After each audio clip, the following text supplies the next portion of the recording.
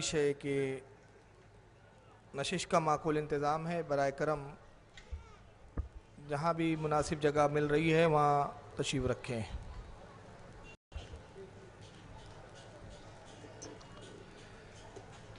औज़ु बिल्लाहि मिनश शैतानिर रजीम, बिस्मिल्लाहिर रहमानिर रहीम।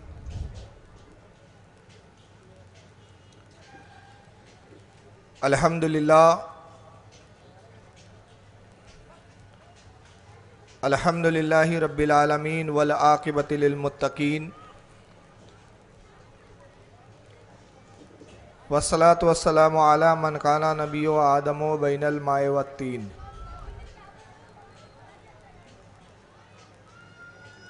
क़ाल अल्लाहु तबारक व तआला फ़िल क़ुरानिल मजीद वल फ़ुरक़ानिल हमीद, क़ुल ला अस्अलुकुम अलैहि अजरन इल्लल मवद्दता फ़िल क़ुरबा। सदक़ल्लाहुल अज़ीम, सदक़ सादिक़ुल मस्दूक़, अलैहि सलातो व तस्लीम। इन्नल्लाह व मलाइकतहु युसल्लूना अलन नबी, या अय्युहल्लज़ीना आमनू सल्लु अलैहि व सल्लिमू तस्लीमा। अल्लाहुम्मा सल्लि व सल्लिम व बारिक अलैहि, सलातुन व सलामुन अलैका या रसूलल्लाह सल्लल्लाहु तआला अल्लाहुम्मा सल्लि अलैहि अला वसल्लम। सय्यिदना मौलाना मुहम्मदिन जद्दिल हसन वल हुसैन व अला आलिहि व अस्हाबिहि व अहलि बैतिहि व ज़ुर्रिय्यतिहि व बारिक वसल्लिम।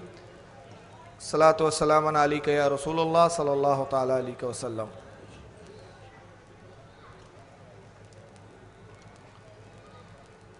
आपके इस कुरला की सरज़मीन पर तीसरी मरतबा हाज़िरी का शर्फ हासिल हो रहा है। गुज़िश्ता साल 10 रोज़ा जश्न शहीद आज़म इसी सरज़मीन पर मनाया गया था, जिसमें मैं हाज़िर हुआ था। फिर मिलादुन नबी के मौके पर भी हाज़िर होने की सआदत मैसर आई और इस साल ये मुहर्रमुल हराम में 2 रोज़ा आपकी खिदमत में हाज़िर हुआ हूँ इस जलसे में।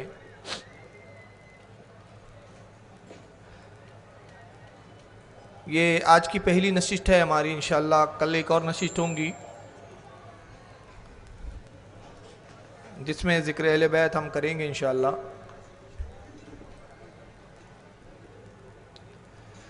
मैं सबसे पहले आप तमामी हज़रात का शुक्रिया अदा करना मुनासिब समझता हूँ कि आपने इस साल भी मुझ हक़ीर को कुछ कहने के लिए, कुछ सुनाने के लिए हुक्म दिया और मैं आपके हुक्म की तामील में हाज़िर हुआ। खुसूसन जनाब मोहम्मद हनीफ भाई साहब, उनका मैं बहुत ज़्यादा ममनून व मशकूर हूँ। साथ ही मसनद रसूल पर जलवा अफरोज़ उलमा अहले सुन्नत और मुबल्लिगान इस्लाम जो यहाँ मौजूद है, सभी का मैं शुक्र अदा करता हूँ, शुक्रिया अदा करता हूँ और इन तमाम के लिए और आप तमाम के लिए दुआ गू हूँ कि मालिक कायनात हम सब को इमाम अली मकाम का इसी तरह ज़िक्र करने की सादत हर साल अता फ़रमाएँ और इमाम अली मकाम के ज़िक्र खैर के सदक़े तुफ़ैल में हमारी दीन भी सवार दें और हमारी दुनिया को भी सवार दें। खुतबे में मैंने जो आयत करीमा तिलावत की है, कुरान की बड़ी मशहूर सूरत की मशहूर आयत करीमा है, सूरह शूरा की आयत नंबर 23 है। ये अल्लाह रब्बुल इज़्ज़त इसमें इरशाद फरमाता है, कुल ला अस्अलुकुम अलैहि अजरन इल्लल मवद्दता फ़िल क़ुरबा। मुहर्रम के बयान आपने सुने होंगे। आज मैं चाहता हूँ कि फ़ज़ाइल अहले बैत पर कुछ गुफ्तगू हो और सादात का क्या मकाम है, इस मकाम को हम समझने की कोशिश करें। इस आयत करीमा में रब्बे कायनात ने बड़े वाज़े तौर पर नबी के अहले बैत वालों का मकाम बताया और बज़रिए अपने महबूब सल्लल्लाहु ताला अलैहि वसल्लम के इनसे मोहब्बत करने का हुक्म हमें दिया।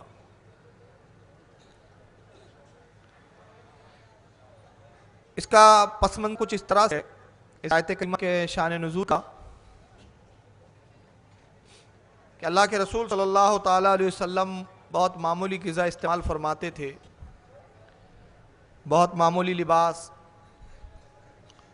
इंतहाई सादगी के साथ साला ज़िंदगी आप गुजारा करते थे। तो साहबा इकराम में से बास अमीर साहबा ने देखा कि अल्लाह के नबी सल्लल्लाहु अलैहि वसल्लम इतनी सादगी से ज़िंदगी गुजारते हैं, जो लिबास आप इस्तेमाल करते हैं उसमें पेवन भी होते हैं। और यही नहीं बल्कि यह हाल है कि जब बैरून मुल्क के वफ़द आते हैं, वज़ीर आते हैं, उज़रा आते हैं, तो नबी पाक सल्लल्लाहु अलैहि वसल्लम ऐसे ही मामूली लिबास के साथ उनसे मुलाकात करते हैं, जबकि मुशरिकीन और कुफ़ारों की तरफ से जो मिलने वाले आते हैं वो बड़ा कीमती लिबास पहनते हैं। तो तमाम अंसार अच्छा खा भी सके, अच्छा पहन भी सके और अच्छे लिबास इस्तेमाल करें, ये उनकी नीयत बड़ी नेक और साले थी। हालांकि वो जानते थे, उनका अकीदा था कि नबी पाक सल्लल्लाहु ताला अलैहि वसल्लम कायनात के मालिक हैं। अगर आप चाहें तो जन्नत के लिबास भी ज़मीन पर उतर सकते हैं। मगर साथ ही उनको ये भी पता था कि नबी पाक सल्लल्लाहु अलैहि वसल्लम की यह आजिज़ी और इनकिसारी है कि नबी पाक बावजूद इसके कि अल्लाह ताला ने जो ख़जाने पैदा फरमाए हैं उसके बांटने और तकसीम करने वाले हैं, ख़जानों का मालिक बनाया नबी पाक को, मगर इसके बावजूद भी रसूलुल्लाह की आजिज़ी, इनकिसारी और सादगी है कि आप इस अंदाज में सारा ज़िंदगी गुजारते हैं।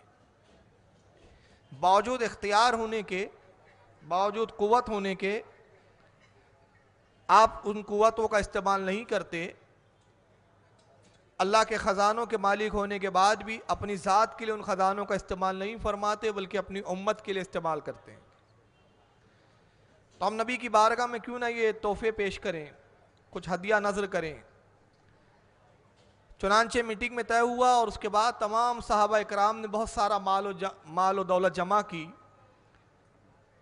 कुछ खाने पीने की अच्छी चीज़ें भी जमा की गई, रुपये भी जमा किए गए, चांदी और सोने के सिक्कों का भी ढेर लगाया गया, अच्छा लिबास भी लाया गया, अच्छे कीमती कपड़े भी जमा किए गए, और वो सारा माल और असबाब लेकर वो नबी पाक सल्लल्लाहु अलैहि वसल्लम की खिदमत में हाजिर होते हैं। और ख़िदमत में हाजिर होने के बाद अर्ज़ करते हैं कि या रसूलुल्लाह सल्लल्लाहु अलैहि वसल्लम, अय हमारे आका, हमारे माँ बाप आप पर फ़िदा हो जाएं, अगर ऐ सरकार सल्लल्लाहु अलैहि वसल्लम अगर आपकी ज़ात अक़दस ना होती तो नतीजा ये होता कि हम गुमराहियों में गर्क हो जाते, हम तबाह बर्बाद हो जाते, जहन्नम हमारा मुकद्दर होता। आपने हमारे नसीबों को पलटा दिया, आपने हमें जन्नत की तरफ रुख मुड़वा दिया, जो रुख हमारा जहन्नम की तरफ से आपने उसको फेर कर जन्नत की तरफ कर दिया। यही नहीं, हमारे सर और हमारी पेशानियां बातिलाने माबूद के आगे सरबसुजूद रहती थी। बेशुमार माबूद हमने अपने जहन व फिक्र से तराश लिए थे, मगर अल्लाह के रसूल, ये आपका फजल करम, ये आपकी इनायतें हैं कि रब ने हम पे ये फजल किया आपके तुफ़ैल, कि आपके तुफ़ैल हमें हिदायत मिली और आपने 365 बातिलाने माबूद के सामने झुकने से बेनियाज करके रब वाहिद और रब हकीकी की बारगाह में झुकने का सलीका अता फरमाया। ये इतना बड़ा एहसान अजीम है कि अगर ज़िंदगियाँ भी हम वफ़ कर दें और पूरी ज़िंदगी भी अगर हम इसका एहसान चुकाना चाहे तो वह एहसान नहीं हो सकता।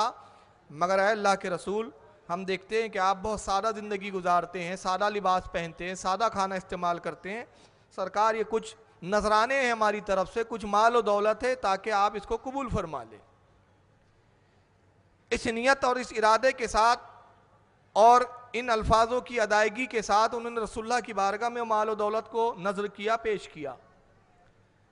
सरकार ने उन माल और दौलत पर निगाह डाली और उसके बाद कुरान अज़ीम की आयत करीमा नाजिल होती है। इरशाद रब्बानी होता है, कुल ला असअलुकुम अलैहि अजरन इल्लल मवद्दता फिल कुर्बा।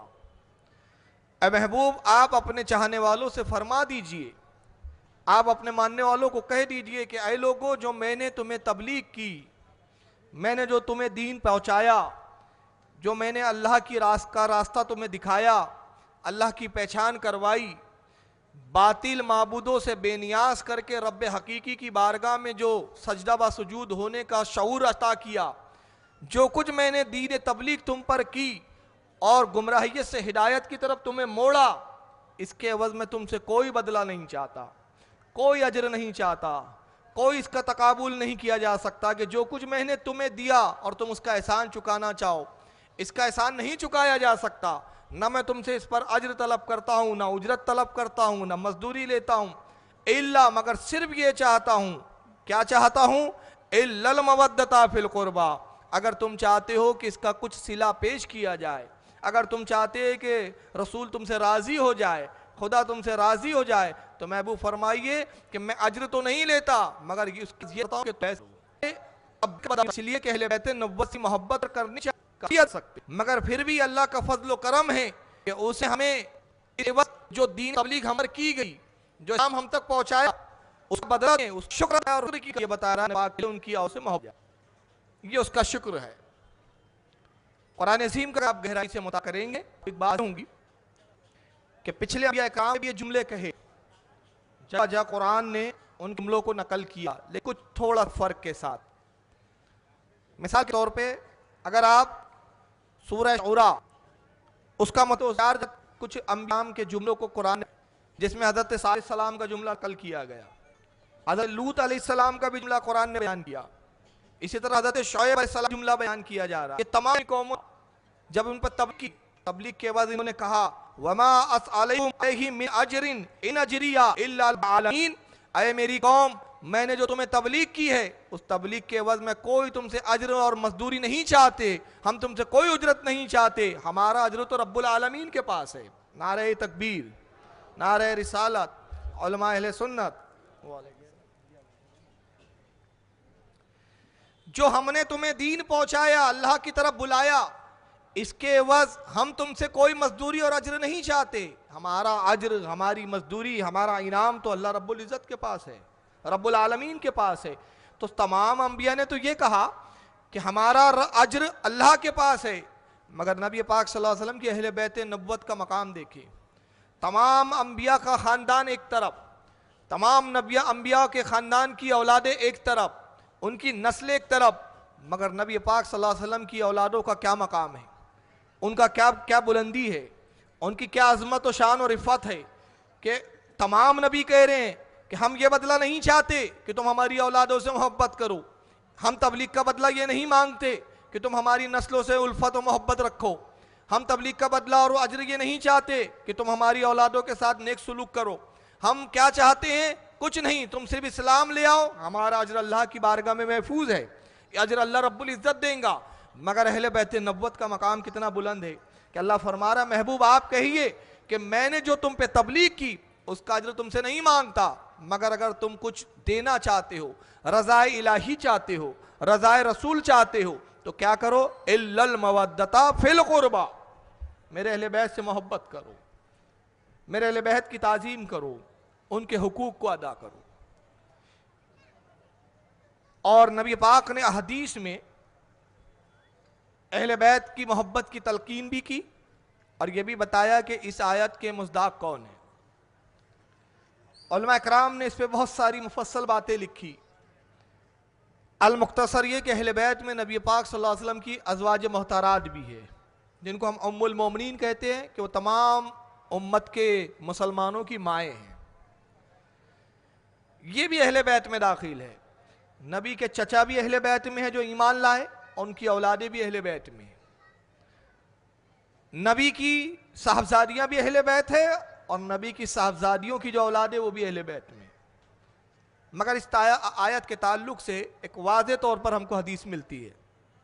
चुनांची की हदीस हज़रत अब्दुल्लाह इब्न अब्बास से रिवायत है। रिवायत यहाँ से है कि अन इब्न अब्बास रज़ियल्लाहु ताला अन्हु, हज़रत अब्दुल्लाह इब्न अब्बास से रिवायत मरवी काल, वो कहते हैं लम्मा नज़लत हाज़िहिल आया, वो कहते हैं कि जिस वक्त यह आयत करीमा नाज़िल हुई, कुल ला असअलुकुम अलैहि अजरन इल्लल मवद्दता फिल कुर्बा, जिस वक्त यह आयत करीमा नाज़िल हुई, क्या महबूब फरमाइए ईमान वालों से कि मैं तबलीग दीन पर तुमसे कोई उजरत तलब नहीं करता, मगर यह कि मेरे अहले बैत से मोहब्बत करो। कालू या रसूलल्लाह सल्लल्लाहु अलैहि वसल्लम मन क़राबतुका हाउलाइल लज़ीना वजबत अलैना मवद्दतहुम, अब्दुल्लाह इब्न अब्बास कहते हैं कि रसूलुल्लाह से सहाबा ने अर्ज किया, दरियाफ्त किया सरकार से, ए अल्लाह के नबी, ए अल्लाह के रसूल सल्लल्लाहु अलैहि वसल्लम, आपके क़ुराबतदार कौन है, आपके अहले बैत कौन है, आपके करीबी कौन है और कैसे करीबी? हाउलाइल लज़ीना वजबत अलैना मवद्दतहुम, जिनकी मोहब्बत अल्लाह ने हम पर वाजिब की है, जिनकी मोहब्बत हम पर फर्ज की गई है।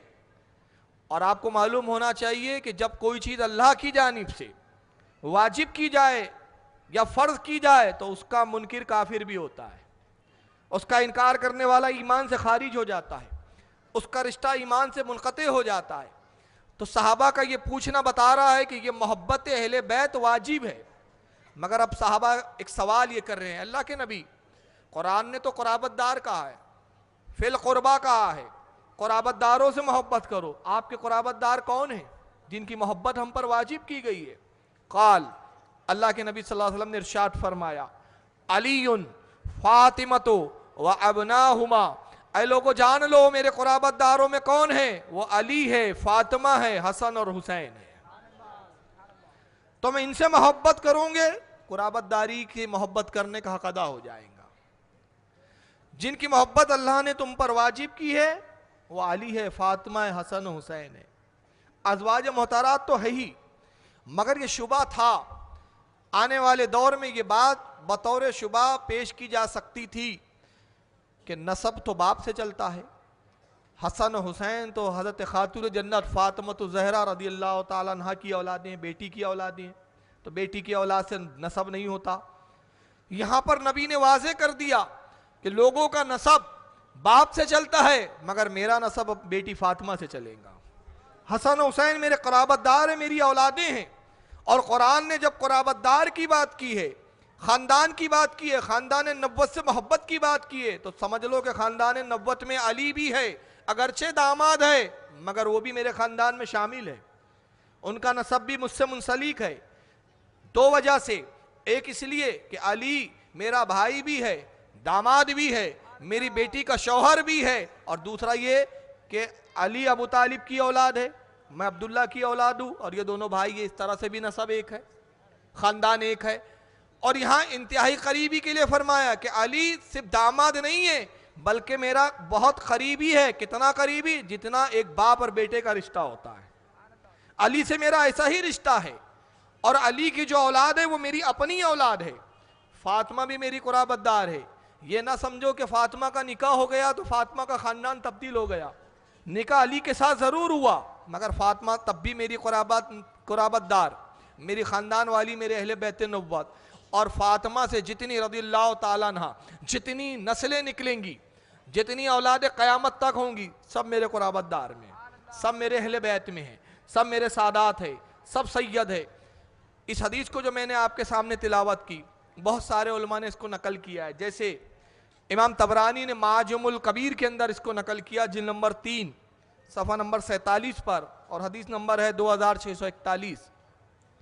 इमाम हैसमी ने मजमउज़ ज़वाइद में इस हदीस को नकल किया, जिल्द नंबर 9 सफ़ा 168 पर। हज़रत इमाम नसाफ़ी ने तफ़सीर मदारिक के अंदर जिल्द नंबर 4 सफ़ा 105 पर नकल किया। हज़रत इमाम फ़खरुद्दीन राज़ी रहमतुल्लाह ताला अलैह ने तफ़सीर कबीर के अंदर जिल्द नंबर 7 सफ़ा 390 पे भी इस हदीस को लाया। अस-सवाइकुल मुहर्रिका में इमाम अल्लामा इब्न हजर अल-हैतमी अल-मक्की ने जिल्द नंबर 3 सफ़ा नंबर 118 पर, तफ़सीर जलालैन में इमाम जलालुद्दीन स्यूती ने सफ़ा 32 पर, दुर्र मंसूर में भी इमाम जलालुद्दीन स्यूती ने लाया। इसी तरह हज़रत इमाम ज़रक़ानी ने शरह मौहिब के अंदर भी लाया, तफ़सीर हक्कानी में भी है ये, इब्न जरीर ने भी तफ़सीर इब्न जरीर में लाया, और बहुत सारी मुतअद्दिद हवाला जात है इस ताल्लुक़ से। यह हदीस वाज़े करती है कि नबी के क़ुराबतदार में खातून जन्नत भी है, अली मुर्तज़ा भी है, हसनैन करीमैन भी है। आइए दूसरी हदीस कि इनसे मोहब्बत कैसी करना है, इनसे अपना ताल्लुक़ को कैसे कायम रखना है। अन जाबिर इब्न अब्दुल्लाह रज़ियल्लाहु ताला, हज़रत जाबिर इब्न अब्दुल्ला रिवायत करते, उनसे रिवायत मरवी है। क़ाला समीतु रसूलुल्लाह सल्लल्लाहु अलैहि वसल्लम यक़ूल, वो कहते हैं कि मैंने अल्लाह के रसूल सल्लल्लाहु ताला अलैहि वसल्लम को कहते हुए सुना कि अल्लाह के नबी ने इरशाद फरमाया, या अय्युहन नासो इन कद तरक्तु फिकुम मा इन अखज़्तुम बिही लन तदिल्लु किताबिल्लाहि व इतरती व अहले बैती। अल्लाह के नबी ने फरमाया, ऐ लोगों, मैं तुम में दो भारी चीज़ें छोड़ रहा हूँ, मैं तुम में दो चीज़ें छोड़ रहा हूँ, जब तक तुम इन्हें थामे रहोगे, पकड़े रहोगे, गुमराह नहीं होगे। जब तक तुम इन्हें थामे रहोगे हरगिज गुमराह ना होंगे। वो दो चीजें क्या है जिसको थामने के बाद तुम गुमराह ना होंगे? फरमाया किताब इल्लाही, वो अल्लाह की किताब है पहली। दूसरा वह इतरती, वो मेरा खानदान है। वह अहले बैती, और वो मेरे क़राबतदार, मेरे अहले बैत नबूवत है, क़राबतदार है, मेरे अहले बैत है। पहली किताबुल्लाह है, दूसरी मेरे अहले बैत है। जब तक तुम इन दोनों को थामे रहोगे, जब तक तुम इनको मजबूती से पकड़े रहोगे, कभी गुमराह नहीं होंगे। यहां से एक बात वाज़े हो जाती है कि जो अहले बैत को थामे हुए हैं वो गुमराही से बचे हुए हैं। जिन्होंने किताबुल्लाह को भी थामा, अहले बैत को भी थामा, उन्होंने गुमराही को दूर कर दिया अपने आप से। और जिन्होंने अहले बैत का इनकार किया, अहले बैत की मोहब्बत अपने ऊपर लाजिम न समझी, यहां से वाज़े हो जाता है कि नबी की हदीस के बकौल वो गुमराह हो गए, वो फिरके इस्लाम से खारिज हो जाते हैं, वो फिरके इस्लाम से निकल जाते हैं।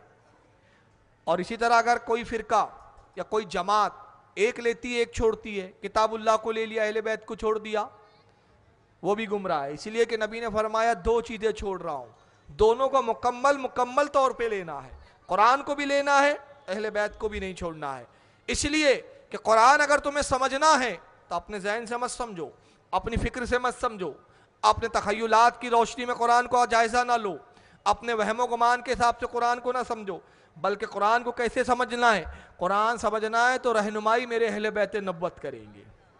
कुरान समझना है तो अहले बैत को समझो, और अहले बैत को समझना है तो कुरान को समझो। कुरान अहले बैत की शरह है और अहले बैत कुरान की शरह है, दोनों लाजिम व मलजूम है।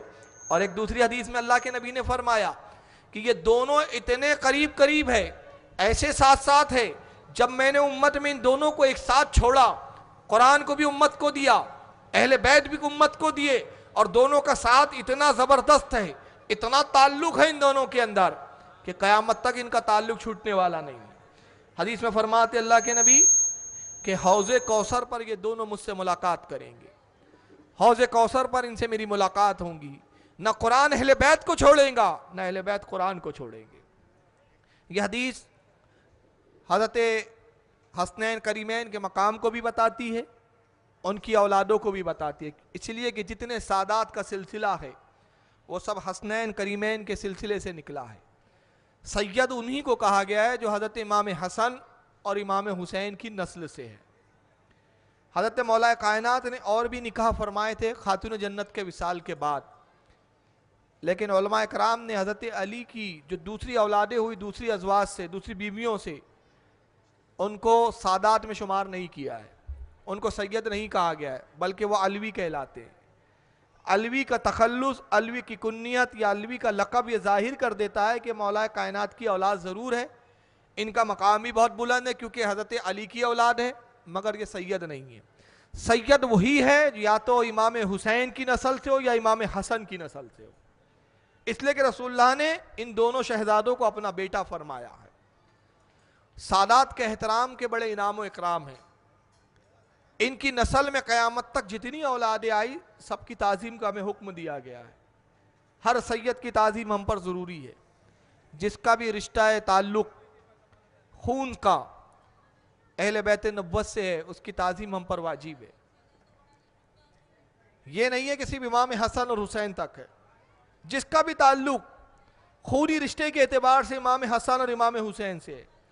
और यहाँ एक बात याद रखें आप कि सादात या सैयद सिर्फ वही कहलाते हैं शरा की रोशनी में जिनका खून का रिश्ता इमाम हसन और हुसैन से हो। अगर किसी सैयद ने किसी को गोद ले लिया वो सैयद नहीं कहलाएगा, जो बच्चे को गोद लिया गया।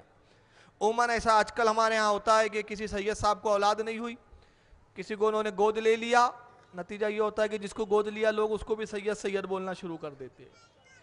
ये इस्लाम में जायज़ नहीं है, इससे उलमा ने मना किया है। बल्कि हदीस पाक में आया है कि जो अपना नसब तब्दील करे वो जहन्नम में जाएगा। नसब बाप से चलता है।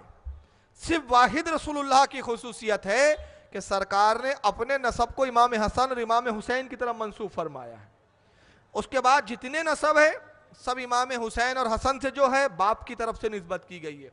हत्ता कि अगर आप तहकीकी तौर पर देखें तो उलमा कराम ने यहाँ तक वाज़े किया कि हज़रत इमाम हसन और इमाम हुसैन रज़ियल्लाहु ताला अन्हुमा की बहन हज़रत ज़ैनब, हज़रत कुलसुम और भी जो दूसरी इनकी बहनें रही या इनकी बेटियां रही, जब ये दूसरे घरानों में बिहा दी गई, उनसे जो नसब चला उनको भी सैयद नहीं कहा गया। जैसे हज़रत ज़ैनब की जो औलादें हुई उनको सैयद नहीं कहा गया, वो मंसूब ही हज़रत जाफ़र की तरफ, वो मंसूब ही अब्दुल्लाह इब्न जाफ़र की तरफ, क्योंकि उनके शोहर अब्दुल्लाह इब्न जाफ़र थे। हज़रत कुलसुम का निकाह फारूक आज़म से हुआ था, उनसे भी एक साहबजादा हुआ, वो साहबजादा मंसूब किया गया हज़रत उमर की तरफ। तो जो बेटियां हैं खातून जन्नत की, वो सैयदा की शहजादियां ज़रूर है, उनका मकाम बहुत बुलंद बाला है, मगर उनसे जो औलादें हुई वो सैयद नहीं कहलाई। सैयद सिर्फ कौन? इमाम हसन और इमाम हुसैन की जो नस्ल से है। इसको आप याद रखें, इंशाल्लाह इस पर भी मैं कुछ बातें अर्ज़ करूँगा। मगर बताना यह है कि सादात के मकाम से, सादात की इज़्ज़त से, सादात के एहतराम से क्या इनाम व इकराम मिलते हैं। मैं बगदाद का वो मंज़र आपके सामने लाना चाहता हूँ जब अब्बासी खिलाफत बगदाद पे काबिज थी, दौर अब्बासी चल रहा है। वक्त का एक बादशाह है जिसका एक बड़ा मशहूर और नामी पहलवान, जो उसके तख्त के साथ बाजू में छोटा सा एक तख्त लगाया जाता है, कुर्सी बिछाई जाती है, पहलवान वहाँ बैठता है। इसका बॉडीगार्ड भी है बादशाह का। पहलवान की पहलवानी का यह आलम है कि कोई उसका पूरे बगदाद में सानी नहीं है, बगदाद क्या बल्कि एतराफ़ में भी उसका कोई सानी नहीं। इतना क़ुव्वत और ताकत वाला वो पहलवान, इतना जाबाज पहलवान। साल में एक मरतबा मेला भरता है, शाही पहलवान उस मेले में आता है, दंगल बनाया जाता है कुश्ती लड़ने के लिए। पहलवान दंगल में खड़ा होता है, बादशाह की जानिब से ऐलान होता है ये हमारा शाही पहलवान है, किसी में अगर जुर्रत हो मजाल हो तो इससे कुश्ती करे, इसको शिकस्त दे। मगर जब से इस पहलवान को शाही पहलवान का एजाज़ दिया गया, जब से इस पहलवान को शाही पहलवान का ओहदा दिया गया, अलकाब से नवाजा गया, तब से आज तक ऐसा हुआ ही नहीं था कि किसी ने इस पहलवान को शिकस्त दी हो। हर साल बड़े बड़े पहलवान आते और कोशिश होते कि अगर हम इसको शिकस्त दे दे तो मुमकिन है कि इसको ओहदे से हटा दिया जाए, अलकाबात छीन लिए जाए, शाही मनसब जो इसको दिया गया है ये तर्क हो जाए, ख़त्म हो जाए और इसकी जगह हम शाही पहलवान के मनसब पर फायज हो जाए। मगर आज तक ऐसा हुआ नहीं कि शाही पहलवान को किसी ने शिकस्त दी हो। एक मरतबा दरबार भरा हुआ है, शाही पहलवान अपनी ताकत और अपने जिस्म की बनावट के गुरूर और घमंड में बादशाह के करीब बैठा हुआ है अपनी कुर्सी पर। तभी एक दुबला पतला शख्स आता है, इंतहाई कमज़ोर और नातवा। कमज़ोरी का यह आलम है कि ठीक से उससे चलना भी नहीं होता है, आंखें धसी हुई है, गाल पिचके हुए है, इंतहाई कमज़ोर और लागिर नौजवान, मगर है नौजवान। कमज़ोरी का यह आलम कि उस पर देखो तो तरस आए। लड़खड़ाते हुए कदमों से करीब आता है, बादशाह को सलाम करता है। बादशाह कहता है नौजवान क्या बात है, क्या चाहते हो, क्यों दरबार में आए हो, क्या तलब करना चाहते हो, क्या मांगना है, क्या तमन्ना है। वो लागिर नौजवान कहता है हुजूर मैं एक बात के लिए आया हूँ, ये जो बगल में आपके शाही पहलवान बैठा है मैंने सुना है कि आज तक किसी ने इसको शिकस्त नहीं दी है। कहा हाँ। कहा मैं इसे चैलेंज करता हूँ कि मेरे साथ कुश्ती लड़े। जैसे उस नौजवान ने कहा, पूरे महल में और दरबार में एक कहकह बुलंद होता है, लोग हंसते हैं।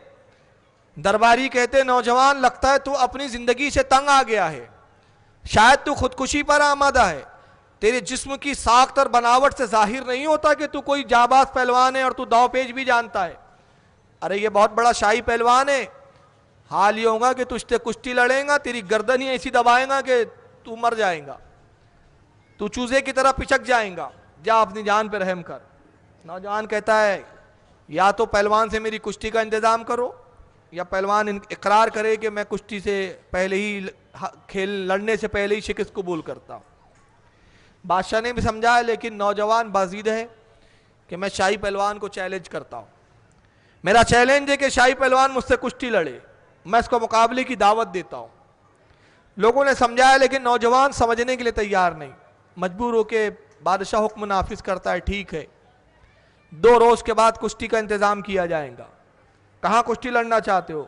का भरे बाजार में लोगों के बीच कुश्ती होना चाहिए, ताकि लोगों को दिख जाए, लोगों पे वाजे हो जाए कि जो शाही पहलवान जिसको अपनी ताकत का इतना गुरूर और घमंड है, जिसको अपनी जीत का इतना एतबार है, जीत का इतना यकीन है, वो सबके सामने जब शिकस्त खाए तो उसकी हालत क्या होती है, ये वाजे हो जाना चाहिए। कहा ठीक है मंजूर है। ये नौजवान चला गया। शहर में ऐलान हुआ कि आज से ठीक 2 रोज के बाद कुश्ती होंगी, शाही पहलवान का मुकाबला एक शख्स से होने वाला है। अब दरबार से खबर जब बाजारों में और लोगों के कानों में पहुंची तो जो भी सुनता है बड़ा मुताज्जिब होता है, ताज्जुब करता है।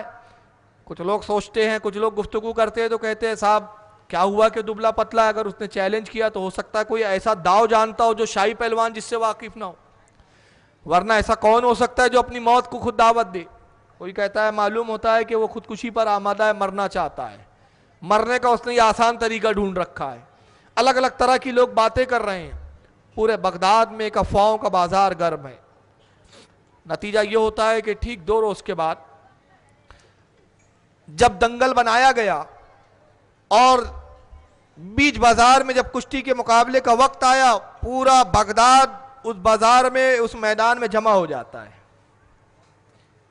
दुरूद शरीफ पढ़े आप। अल्हम्दुलिल्लाह। अल्लाहुम्मा सल्ली अला सय्यिदना मौलाना मुहम्मदिन अदद मा फिल मिल्लाहि सलातम दाइमतम बिदवामिन मलिकिल्लाहि सल्लल्लाहु तआला अलैहि वसल्लम। पूरा बगदाद जमा हो गया, एक जम्मे गफीर, एक भीड़ मौजूद है। देखे कि इस कुश्ती का अंजाम क्या होता है। तभी शाही पहलवान दंगल में उतरा। बादशाह के लिए भी तख्त सजा दिया गया। एक बुलंद मकाम पे बादशाह के बैठने का इंतजाम किया गया है, जहां से बादशाह इस मंजर को खुले तौर पर, साफ तौर पे देख सके। लोग भी जमा है, बगदाद के रूसा भी जमा है, अहले इल्म हुनर भी जमा है।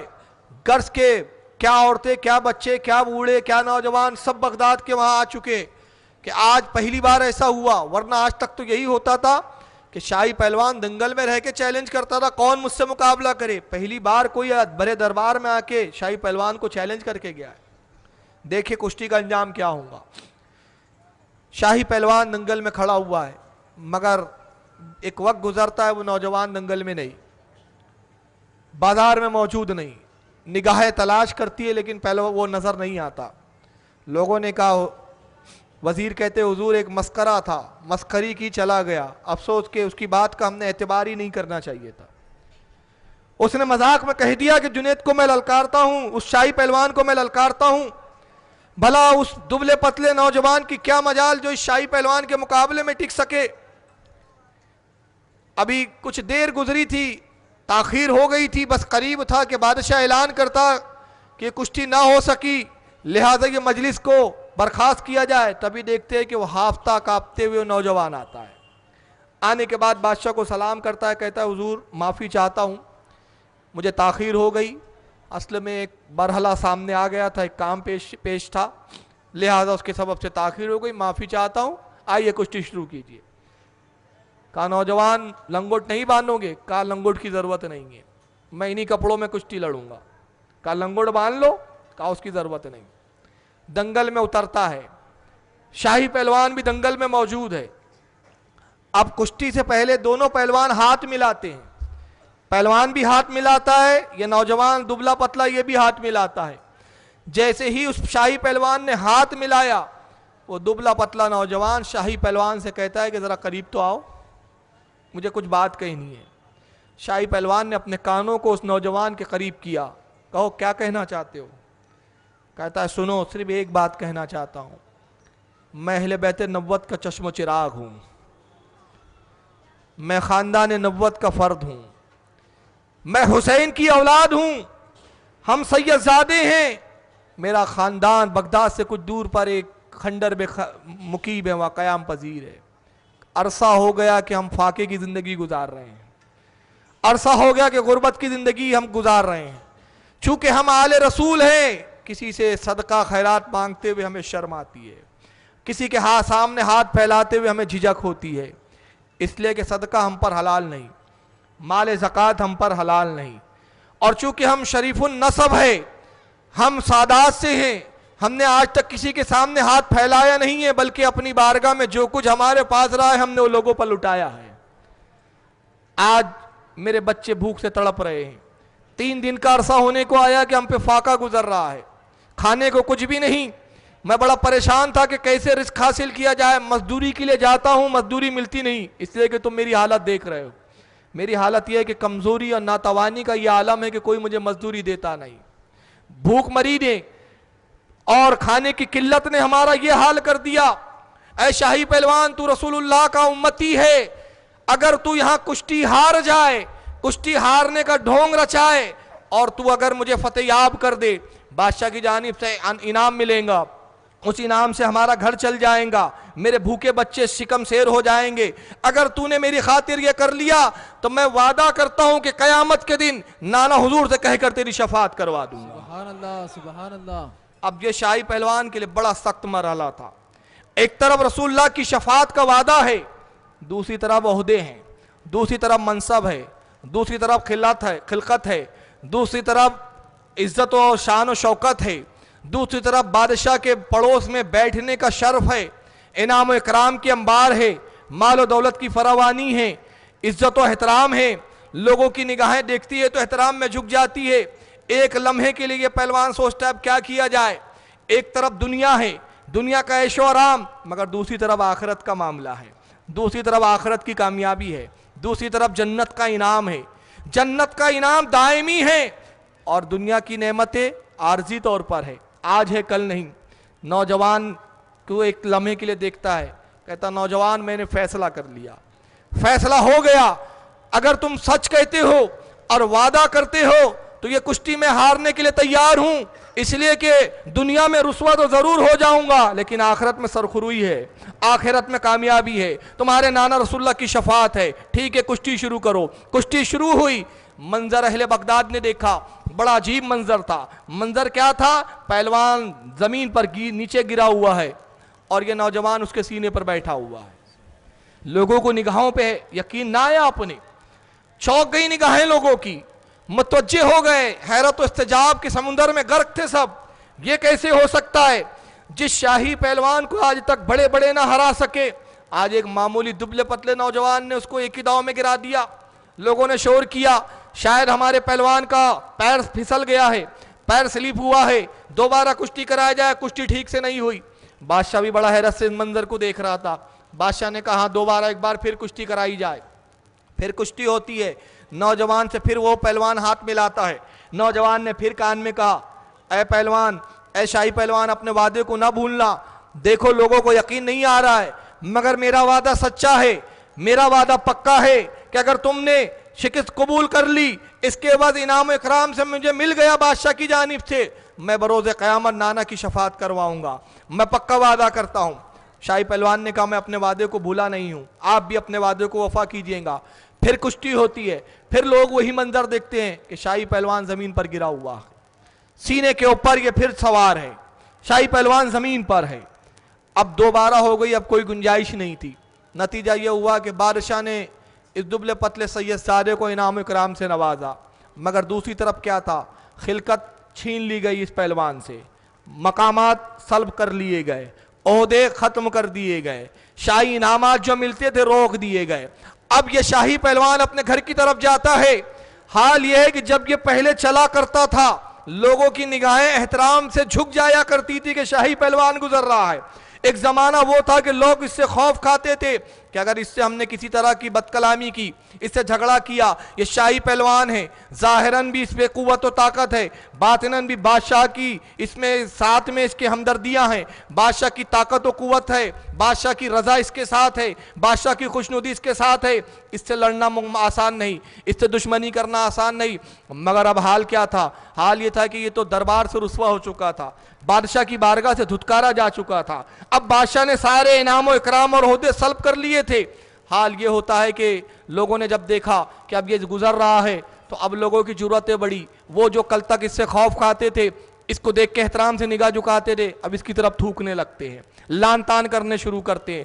कहते हैं ऐ शाही पहलवान, तूने अपना नाम मिट्टी में मिला दिया, तूने बगदाद की शान और शौकत को खत्म कर दिया। बगदाद का तू शाही पहलवान कहलाता था, तूने बगदाद को रुसवा कर दिया। लोग गर्ज के अजीब अजीब तरह के लान तान कर रहे हैं, इस पर लानतें भेज रहे हैं, थूकते हैं, कुछ इसके कपड़ों से खेलते हैं, मगर ये सबसे बेनियाज अपने दिल में मुस्कुराते हुए चलता है।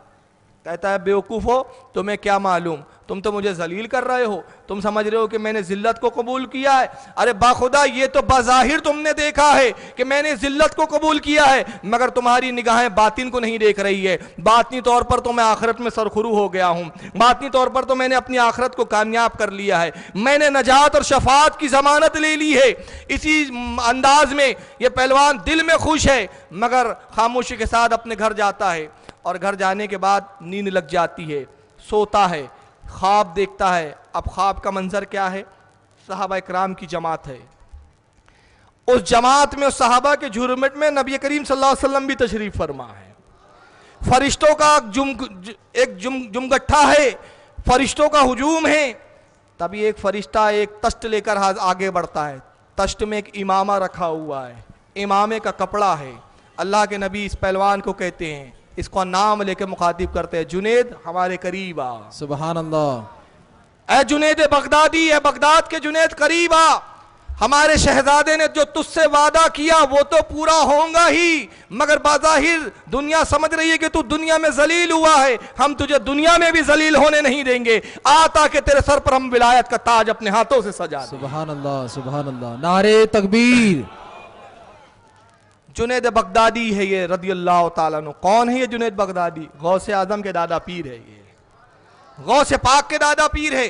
अल्लाह के नबी ने उस तश्त मुबारक से इमामे को लिया और अपने हाथ से जुनेद बगदादी के सर पर सजाते हैं, और सजाने के बाद बशारत देते हैं, जुनेद आज से तेरा नाम सैयदुत ताइफा है, तू औलिया का सरदार आज से मशहूर हो जाए। सुभान अल्लाह, सुभान अल्लाह। तू कल तक शाही पहलवान था, मगर अब तू औलिया का ताजदार है।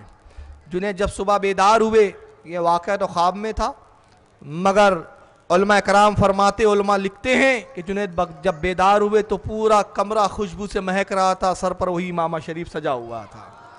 और जुनेद ने जब दरवाज़ा खोला और जुनेद बगदादी जब बाहर तशरीफ लाते हैं तो अल्लाह ने लोगों के दिलों में डाल दिया, औलिया की एक कसीर जमात इस्तकबाल के लिए दरवाजे पर खड़ी है।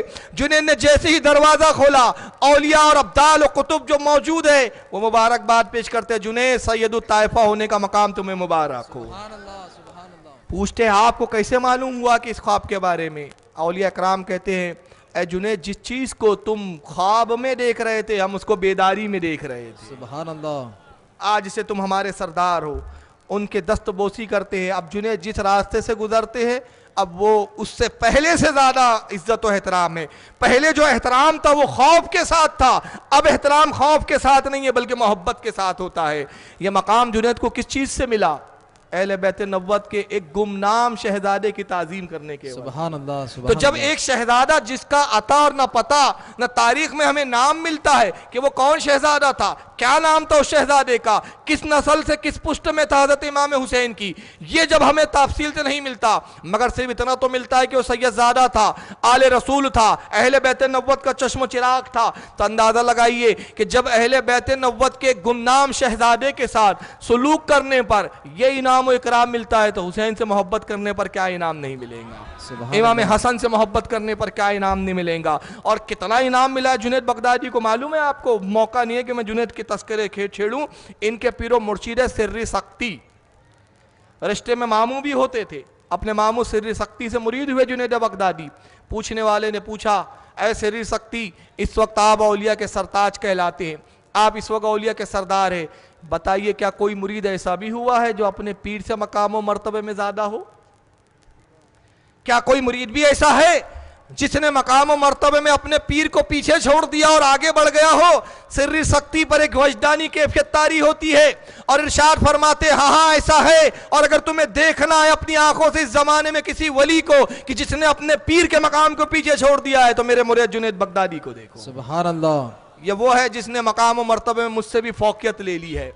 ये वो जुनेद बगदादी है कि एक मर्तबा एक बहुत वक्त के बड़े वली ने, इसको तस्किरतुल औलिया में हज़रत अल्लामा फरीदुद्दीन रहम रदी अल्लाह ताला उन्होंने, ये फरीदुद्दीन गंजे शकर नहीं, ये फरीदुद्दीन अत्तार है जो उनसे भी बहुत पहले गुजरे हैं। तस्करतुल औलिया इनकी मारकतुल आरा औलिया के हालात पर किताब है, उसमें वो नकल फरमाते हैं कि एक बुजुर्ग ने ख्वाब देखा कि अल्लाह के नबी सल्लल्लाहु अलैहि वसल्लम, ये बुजुर्ग सलाम अर्ज़ करते हैं, दस्तबोसी करते, अर्ज़ करते या रसूलल्लाह, पूरी उम्मत मुस्लिमा आप पर फ़क्र करती है, अल्लाह के नबी आप किसे पसंद फरमाते हैं, इस ज़माने में कौन सा ऐसा वली है जिससे आप बहुत मोहब्बत करते हैं।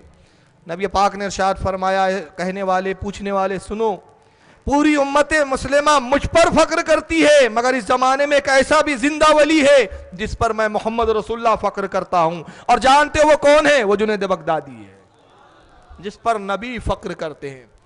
जुनैद बगदादी का विसाल हुआ, कब्र में डाला गया, लिटाया गया, फरिश्ते आते हैं, एक बुजुर्ग कहते हैं वो साहिब कश्फ थे, मैं कब्र जुनैद बगदादी पर बैठ गया, देखो फरिश्तों को क्या जवाब देते हैं जुनैद, क्या मकाम था जुनैद बगदादी का, सादात की ताजीम ने कितना बुलंद किया था जुनैद बगदादी को।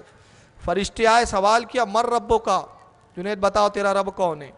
जुनैद बगदादी वजद की कैफियत में झूमते हुए कहते हैं, ए फरिश्तों मुझसे कहते हो मर रब्बो का, तेरा रब कौन है? अरे जब अल्लाह रब्बुल इज्जत ने आदम की पुष्ट से रूहों को निकाला, उसमें मेरी भी रूह थी, और उस वक्त अल्लाह ने फरमाया था अलस्तु बिरब्बिकुम, क्या मैं तुम्हारा रब नहीं हूं? तो उस वक्त क्या तुम मौजूद नहीं थे कि जब मेरी रूह ने भी बला कहा था? क्या तुम्हें याद नहीं कि मैंने उस वक्त बला कहा था?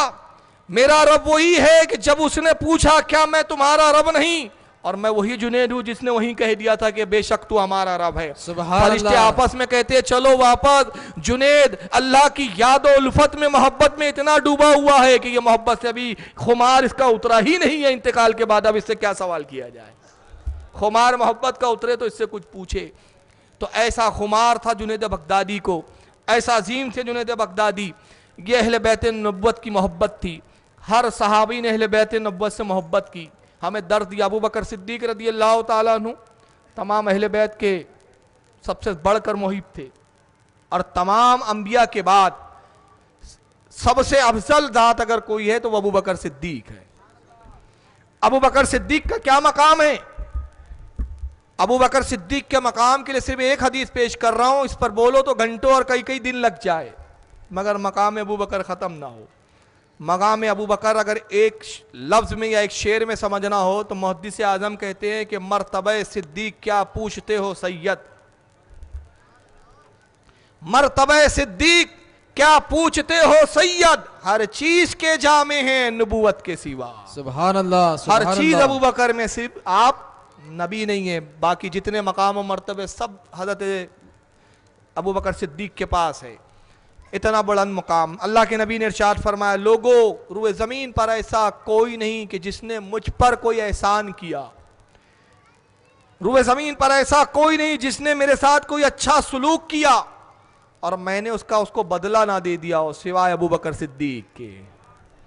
कि अबू बकर ने जो भी मुझ पर अच्छा सलूक किया या एहसान किया, मैंने उसका बदला नहीं चुकाया, इसका बदला मैं क़यामत के दिन चुकाऊंगा। यह अबू बकर सिद्दीक का मकाम है कि नबी पाक सल्लल्लाहु अलैहि वसल्लम भी उनके शुक्रगुजार बनते हुए बाज़ाहिर नजर आते हैं और फरमाते कि इसका बदला मैं आखिरत के दिन दूंगा। तो इसका बदला क्या होगा वो तो अल्लाह जाने, उसका रसूल जाने। मगर इतने जलील कद्र सहाबी, इतने मकाम अज़मत के सहाबी कि तमाम नबियों के बाद जिनकी फजीलत मुसल्लम, ऐसे सहाबी भी अहले बैत से मोहब्बत करते हैं।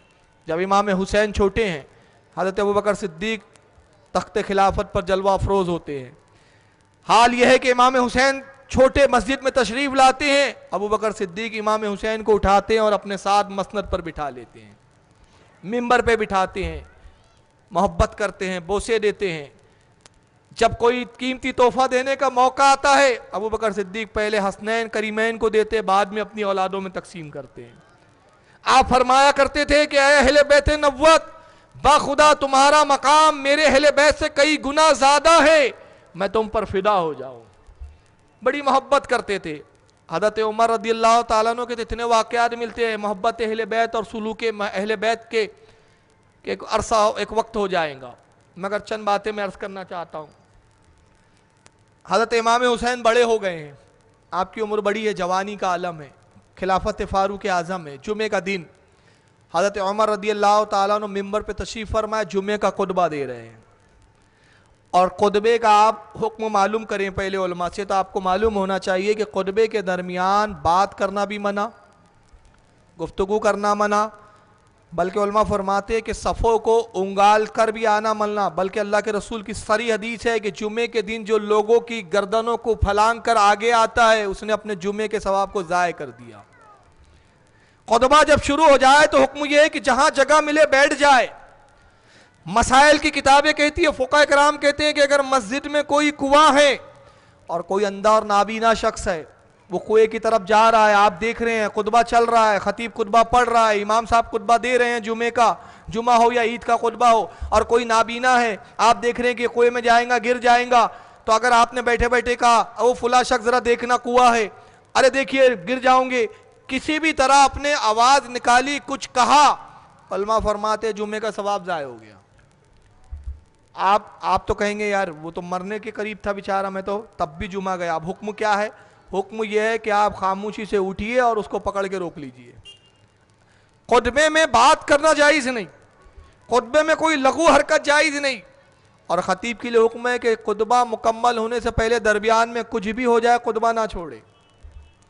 मगर आइए अहले बैत नबुव्वत का मकाम क्या है।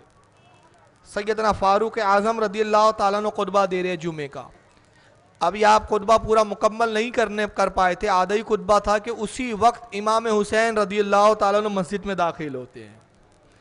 फारूक आज़म ने जैसे ही इमाम हुसैन को दाखिल होते हुए देखा, खुतबे को छोड़ दिया, मिंबर से उतरते हैं, लोगों को चीरते हुए हजरत इमाम हुसैन तक जाते हैं, हाथ पकड़ते हैं, फरमाते शहजादे चलो आओ, करीब आओ, अपने साथ लाके मिंबर पे बिठाते और जहां से खुतबा छोड़ा था वहां से फिर खुतबा शुरू कर। सुभान अल्लाह। खुतबा खत्म हुआ, लोगों ने पूछा अमीरुल मोमिनीन आपने ऐसा क्यों किया? इससे पहले हालांकि आपने कभी ऐसा नहीं किया। इमाम हुसैन इससे पहले भी आए, इमाम हुसैन इससे पहले भी जुमे में मौजूद रहे, मगर आपने कभी खुतबा नहीं छोड़ा, उनके हाथ को पकड़कर कभी अपने साथ मिंबर पे नहीं बिठाया। आज खिलाफ मामूल ये बात क्या है? हज़रत फारूक आज़म मुस्कुराते हैं, कहते लोगों तुम्हें याद है कि जब हुसैन छोटे थे, बच्चे थे, अल्लाह के नबी सल्लल्लाहु अलैहि वसल्लम मस्जिद नबी में खुतबा इरशाद फरमा रहे थे। खातून जन्नत ने एक सुर्ख रंग का जुब्बा पहनाया था हज़रत इमाम हुसैन को। वो जुब्बा इतना बड़ा था कि आपके पैरों में उलझ जाता था। इमाम हुसैन मस्जिद में दाखिल हुए, जुब्बा पैरों में उलझा, रसूलुल्लाह की निगाह पड़ी, शहजादे को देखा, अंदेशा हुआ नबी पाक को कहीं ऐसा ना हो कि गिर ना जाए शहजादा, चोट ना आ जाए। तो अल्लाह के नबी ने खुतबे को दरमियान में छोड़ दिया और उसके बाद खुतबे को छोड़कर मिंबर से तशरीफ नीचे लाते हैं, दौड़ते हुए गए, हुसैन को गोद में लिया और अपने साथ मिंबर पे बिठाया। बस आज वही जैसे मैंने इमाम हुसैन को देखा, वही रसूलुल्लाह की वक्त का मंजर मुझे याद आया, तो मैंने दिल ने कहा अबू ए उमर, रसूलुल्लाह की सुन्नत को आज अदा करने का मौका है, ये सुन्नत को तो अदा कर ले। सुभान अल्लाह। मैंने सुन्नत नबी पाक सल्लल्लाहु अलैहि वसल्लम ने इसको अदा किया है। तो अंदाज़ा लगाइए कि हुसैन का मकाम क्या है। ये इमाम अली मकाम एक मरतबा तशरीफ़ लाते हैं, एक जंग फतेह हुई, बहुत सारा माल आया जंग से, माल गनीमत हज़रत अमीरुल मोमिनीन फारूक आज़म रदियल्लाहु ताला अन्हु तकसीम फरमा रहे हैं। हज़रत अब्दुल्ला आया आपके साहबजादे, फारूक आज़म ने कुछ माल इनको भी दिया। उसके बाद इमाम हसन आते हैं, कहते अमीरुल मोमिनीन हमारा हक भी अदा कीजिए, हमारा हक जो है वो अता कीजिए। फारूक आज़म ने दुगना दिया है इनको, जितना अपने बेटे को दिया था उससे दुगना दिया। इमाम हुसैन आए, उन्होंने भी कहा अमीरुल मोमिनीन हमारा हक अदा कीजिए। फारूक आज़म ने इनको भी दुगना दिया। हज़रत अब्दुल्ला ने आपके साहबजादे ने जब इस मंज़र को देखा, अर्ज़ करते बाबा जान अमीरुल मोमिनीन आपने हसन को भी दुगना दिया, हुसैन को भी दुगना दिया, हालांकि उम्र में मुझसे छोटे हैं। जब रसूलुल्लाह सल्लल्लाहु अलैहि वसल्लम मौजूद तशरीफ़ फरमा थे, ये बच्चे थे, खेला करते थे, जबकि मेरा हाल ये है कि मैंने नबी पाक सल्लल्लाहु अलैहि वसल्लम के साथ जंगों में हिस्सा लिया है, मैंने इस्लाम की खातिर तलवारें चलाई है, मैंने इस्लाम के लिए दुश्मनान इस्लाम को कत्ल किया है, मैंने अपना खून इस्लाम के लिए बहाया है। जिन दिनों हुसैन खेला करते थे उन दिनों में इस्लाम के लिए अपने खून की कुर्बानियाँ दे रहा था, मगर आपने इन्हें दुगना दिया, मुझे एक हिस्सा दिया, इसका सबब क्या है? जैसी फारूक आज़म ने अपने साहबजादे की शिकायत को सुना, जलाल में आते और इरशाद फरमाते हैं अय अब्दुल्ला उमर के बेटे सुन, तू कहता है कि तू रसूलुल्लाह के साथ जंग करता था, मगर सुन हसनैन करीमैन का मकाम क्या है, इमाम हसन हुसैन का मकाम क्या है। इनका नाना रसूलुल्लाह है, तेरा नाना रसूल नहीं है। इनकी नानी खतीजतुल कुबरा है, तेरी नानी खतीजा की तरह नहीं है। इनका बाप अली है, तेरा बाप अली की तरह नहीं है। इनकी माँ फातिमा है, तेरी माँ फातिमा की तरह नहीं है। इनकी फूफी हानी है, तेरी फूफी हानी की तरह नहीं है। इनकी बहन जैनब है, तेरी बहन जैनब की तरह नहीं है। इनकी चच्ची जो है तेरी चचा की चची की तरह नहीं है। इनकी दादी फातिमा बिनते असद है, तेरी दादी फातिमा बिनते असद की तरह नहीं है। अरे मेरे बेटे, तू ना जाहिरन इनकी बराबरी कर सकता है, ना बातिनन बराबरी कर सकता है। जा पहले हुसैन और हसन की तरह माँ और बाप ला, उसके बाद डबल हिस्से की बात करना। बेशक। जब शहजादे ने सुना, सर को झुका लिया, कहा बजान आपने ठीक कहा, हसब व नसब में जाहिरन और बातिनन यकीनन इमाम हसन और हुसैन का मुकाबला नहीं किया जा सकता। रूए ज़मीन पर इमाम हसन हुसैन से बेहतर किसी के वालिदैन नहीं, किसी की नानी नहीं, किसी का नाना नहीं, किसी की दादी नहीं, किसी की फूफी नहीं, किसी की चची नहीं। गर्ज के इमाम हुसैन हर तरह से हमसे बेहतर है। ये हदीस तो आपने यहाँ तक सुनी होंगी। आइए इस हदीस का मैं एक बात का हिस्सा सुना रहा हूँ जो शायद बहुत कम मुकर्रिरों से सुना होगा। ये खबर हज़रत मौला कायनात अली मुर्तज़ा तक पहुँचती है। बाद में कुछ रावियों ने इस बारे में एक पूरी तवील हदीस लिखी। उसके बाद का ये तवील हिस्से हदीस का ये एक हिस्सा, ये टुकड़ा भी है कि ये बात हजरत अली तक पहुंचती है। मौला कायनात को खबर हुई कि फारूक आजम ने मेरे शहजादों के साथ ये सलूक किया, और अब जब शहजादे ने उनके साहबजादे ने ये एतराज़ किया तो उन्होंने ये जवाब दिया। हजरत अली को जब कोई बताने वाला बताता है तो आप मुस्कुराते और इरशाद फरमाते हैं कि उमर के लिए बशारत है। उमर इब्न ख़त्ताब हमसे मोहब्बत करता है। मैंने अल्लाह के रसूल से सुना कि सरकार ने फरमाया उमर इब्न ख़त्ताब जन्नत के चिरागों में से एक चिराग है। सुभान अल्लाह। उमर जन्नत का चिराग है जिसकी रोशनी से जन्नत जगमगाएंगी। फारूक आज़म को जब ये खबर आती है कि हज़रत अली ने मेरे बारे में कहा, आप हज़रत अली के पास तशरीफ़ ले जाते हैं, कागज़ और कलम निकालते, कहते हैं अली आपने, मैंने सुना है कि मेरे ताल्लुक़ से ये कहा हाँ आपके ताल्लुक़ से मैंने रसूलुल्लाह से सुना, कहा इसको लिख दीजिए, ये कागज़ और कलम है, लिख दीजिए। हदीस के अल्फाज है कि हज़रत अली ने कागज़ और कलम ली और किस अंदाज में लिखा, ज़रा इसकी सनद भी देखें आप, जो मौला कायनात सनद बयान कर रहे हैं। कहते हाजा मज़ामिना अली इब्न अबी तालिबिन ले उमर इब्न ख़त्ताबी अन रसूलुल्लाह सल्लल्लाहु अलैहि वसल्लम। कहते मैं इस बात की जमानत देता हूं, ये लिख रहे हैं हजरत अली, मैं इस बात का जामीन हूं हजरत उमर इब्न ख़त्ताब के बारे में कि बेशक मैंने अल्लाह के नबी सल्लल्लाहु अलैहि वसल्लम से इस बात को रिवायत किया, मैंने अल्लाह के रसूल से ये सुना, अन जिब्रीला, और रसूलुल्लाह ने जिब्रील से सुना, अनिल्लाहि ताला, और जिब्रील ने अल्लाह से रिवायत की, अल्लाह से सुना कि अल्लाह ने इरशाद फरमाया अन्ना उमर इब्न ख़त्ताबी सिराज अहलिल जन्ना, उमर इब्न ख़त्ताब जन्नत का चिराग है जिसकी रोशनी से पूरी जन्नत रोशन हो जाएंगी। हज़रत अली ने ये तहरीर लिखी, हज़रत उमर को दे दी। हज़रत उमर उस तहरीर को बोसा देते हैं, तशरीफ़ लाते हैं घर पे, अपने साहबजादों को बुलाया, अपने अहलो अयाल को बुलाया, कहा ये अली के मैंने एक तहरीर लाई है लिखवा कर, अली इसमें ज़ामीन है, ज़मानतदार है, अली इसका गवाह है, और गवाही इस बात की कि रसूलुल्लाह ने मुझे जन्नत का चिराग फरमाया है, जब मेरा इंतकाल हो जाए तो इस तहरीर को कब्र में मेरे साथ डाल दिया जाए, ताकि बरोज़े क़यामत जब मैं उठूँ तो इस तहरीर के साथ अली की ज़मानत लेकर उठूँ कि रब्बे कायनात अली ने कहा था, और अली से तेरे रसूल ने कहा था, और रसूल से जिब्रील ने कहा था, और जिब्रील से तूने फरमाया था कि मैं जन्नत का चिराग हूँ। ये अहले बैत का मकाम है। इस हदीस को किसने लिखा, हवाले बता दूँ, फस्लुल खिताब ये किताब है। दूसरी किताब अर रियाजुन नज़रा जिल्द नंबर 1 सफ़ा 282, और इज़ालतुल खफ़ा जो शाह वलीउल्लाह साहब की किताब है, शाह वलीउल्लाह ने भी इस रिवायत को लिखा है। तो हज़रत उमर फ़ारूक का ये सलूक, फ़ारूक आज़म ने जब ख़ानदान अहले बैत नबुव्वत के साथ मोहब्बत की तो इस मोहब्बत का सिला उन्हें भी ये मिला कि नबी की बारगाह से मुद्दा सुनाया गया कि जन्नत के चिराग है। इमाम अली मकाम का मकाम तो बड़ा बुलंद बाला है, उनके शहजादों का भी मकाम कुछ कम नहीं है। उनकी नस्ल से जो वाबस्ता हो जाए वो भी लायक ताज़ीम है, जो उनके ख़ानदान के अफराद है वो भी लायक ताज़ीम है। इमाम आज़म अबू हनीफ़ा हमारे इमाम जिनकी हम तकलीद करते हैं। और इमाम आज़म इसलिए कहते हैं हम उन्हें कि जितने 4 मसलक है हमारे, उन तमाम आइम्मा में सबसे अफजल तरीन है आप, इस एतबार से कि आप ताबई भी है और इल्म इरफान, इल्म फ़नून के एतबार से सब पर फ़ौक़ियत रखते हैं। बल्कि हज़रत अबू सुफियान सौरी रहमतुल्लाह ताला अलैह फरमाते हैं, जो इमाम अबू हनीफ़ा के ही दौर के, वो कहते हैं कि अगर पूरे रुए ज़मीन के लोगों की अक्ल को जमा किया जाए, पूरे रुए ज़मीन की लोगों की अक्ल को जमा किया जाए, तो अबू हनीफ़ा की अक्ल के मुकाबले में सबकी अक्ल आदी है। ये हज़रत इमाम आज़म का मकाम है। मगर सादात की ये ताज़ीम कितनी करते थे। एक मरतबा आप मजलिस में तशरीफ़ फरमा है, अचानक आप मिंबर से खड़े हो जाते हैं, खिताब जारी है, खिताब करते करते खड़े हो गए, फिर खिताब करते करते बैठ जाते हैं, फिर खिताब करते करते खड़े हो जाते हैं। शागिर्द देख रहे हैं कि आज अजीब बात है कि इमाम जब भी खिताब करते थे मिंबर पे बैठ के करते थे, कभी खड़े नहीं होते थे, मगर दरमियान में खड़े होते हैं, फिर बैठ जाते हैं, खड़े होते हैं, फिर बैठ जाते हैं। माजरा क्या है? जब आपका खिताब ख़त्म हुआ, अर्ज़ किया इमाम आज़म अबू हनीफ़ा, हमारे माँ बाप आप पर कुर्बान हो जाएं, सरकार आज बड़ा अजीब मामला था, खिताब में आप खड़े होते हैं बैठते हैं, खड़े होते हैं बैठते हैं, ये माजरा क्या है, मामला क्या है?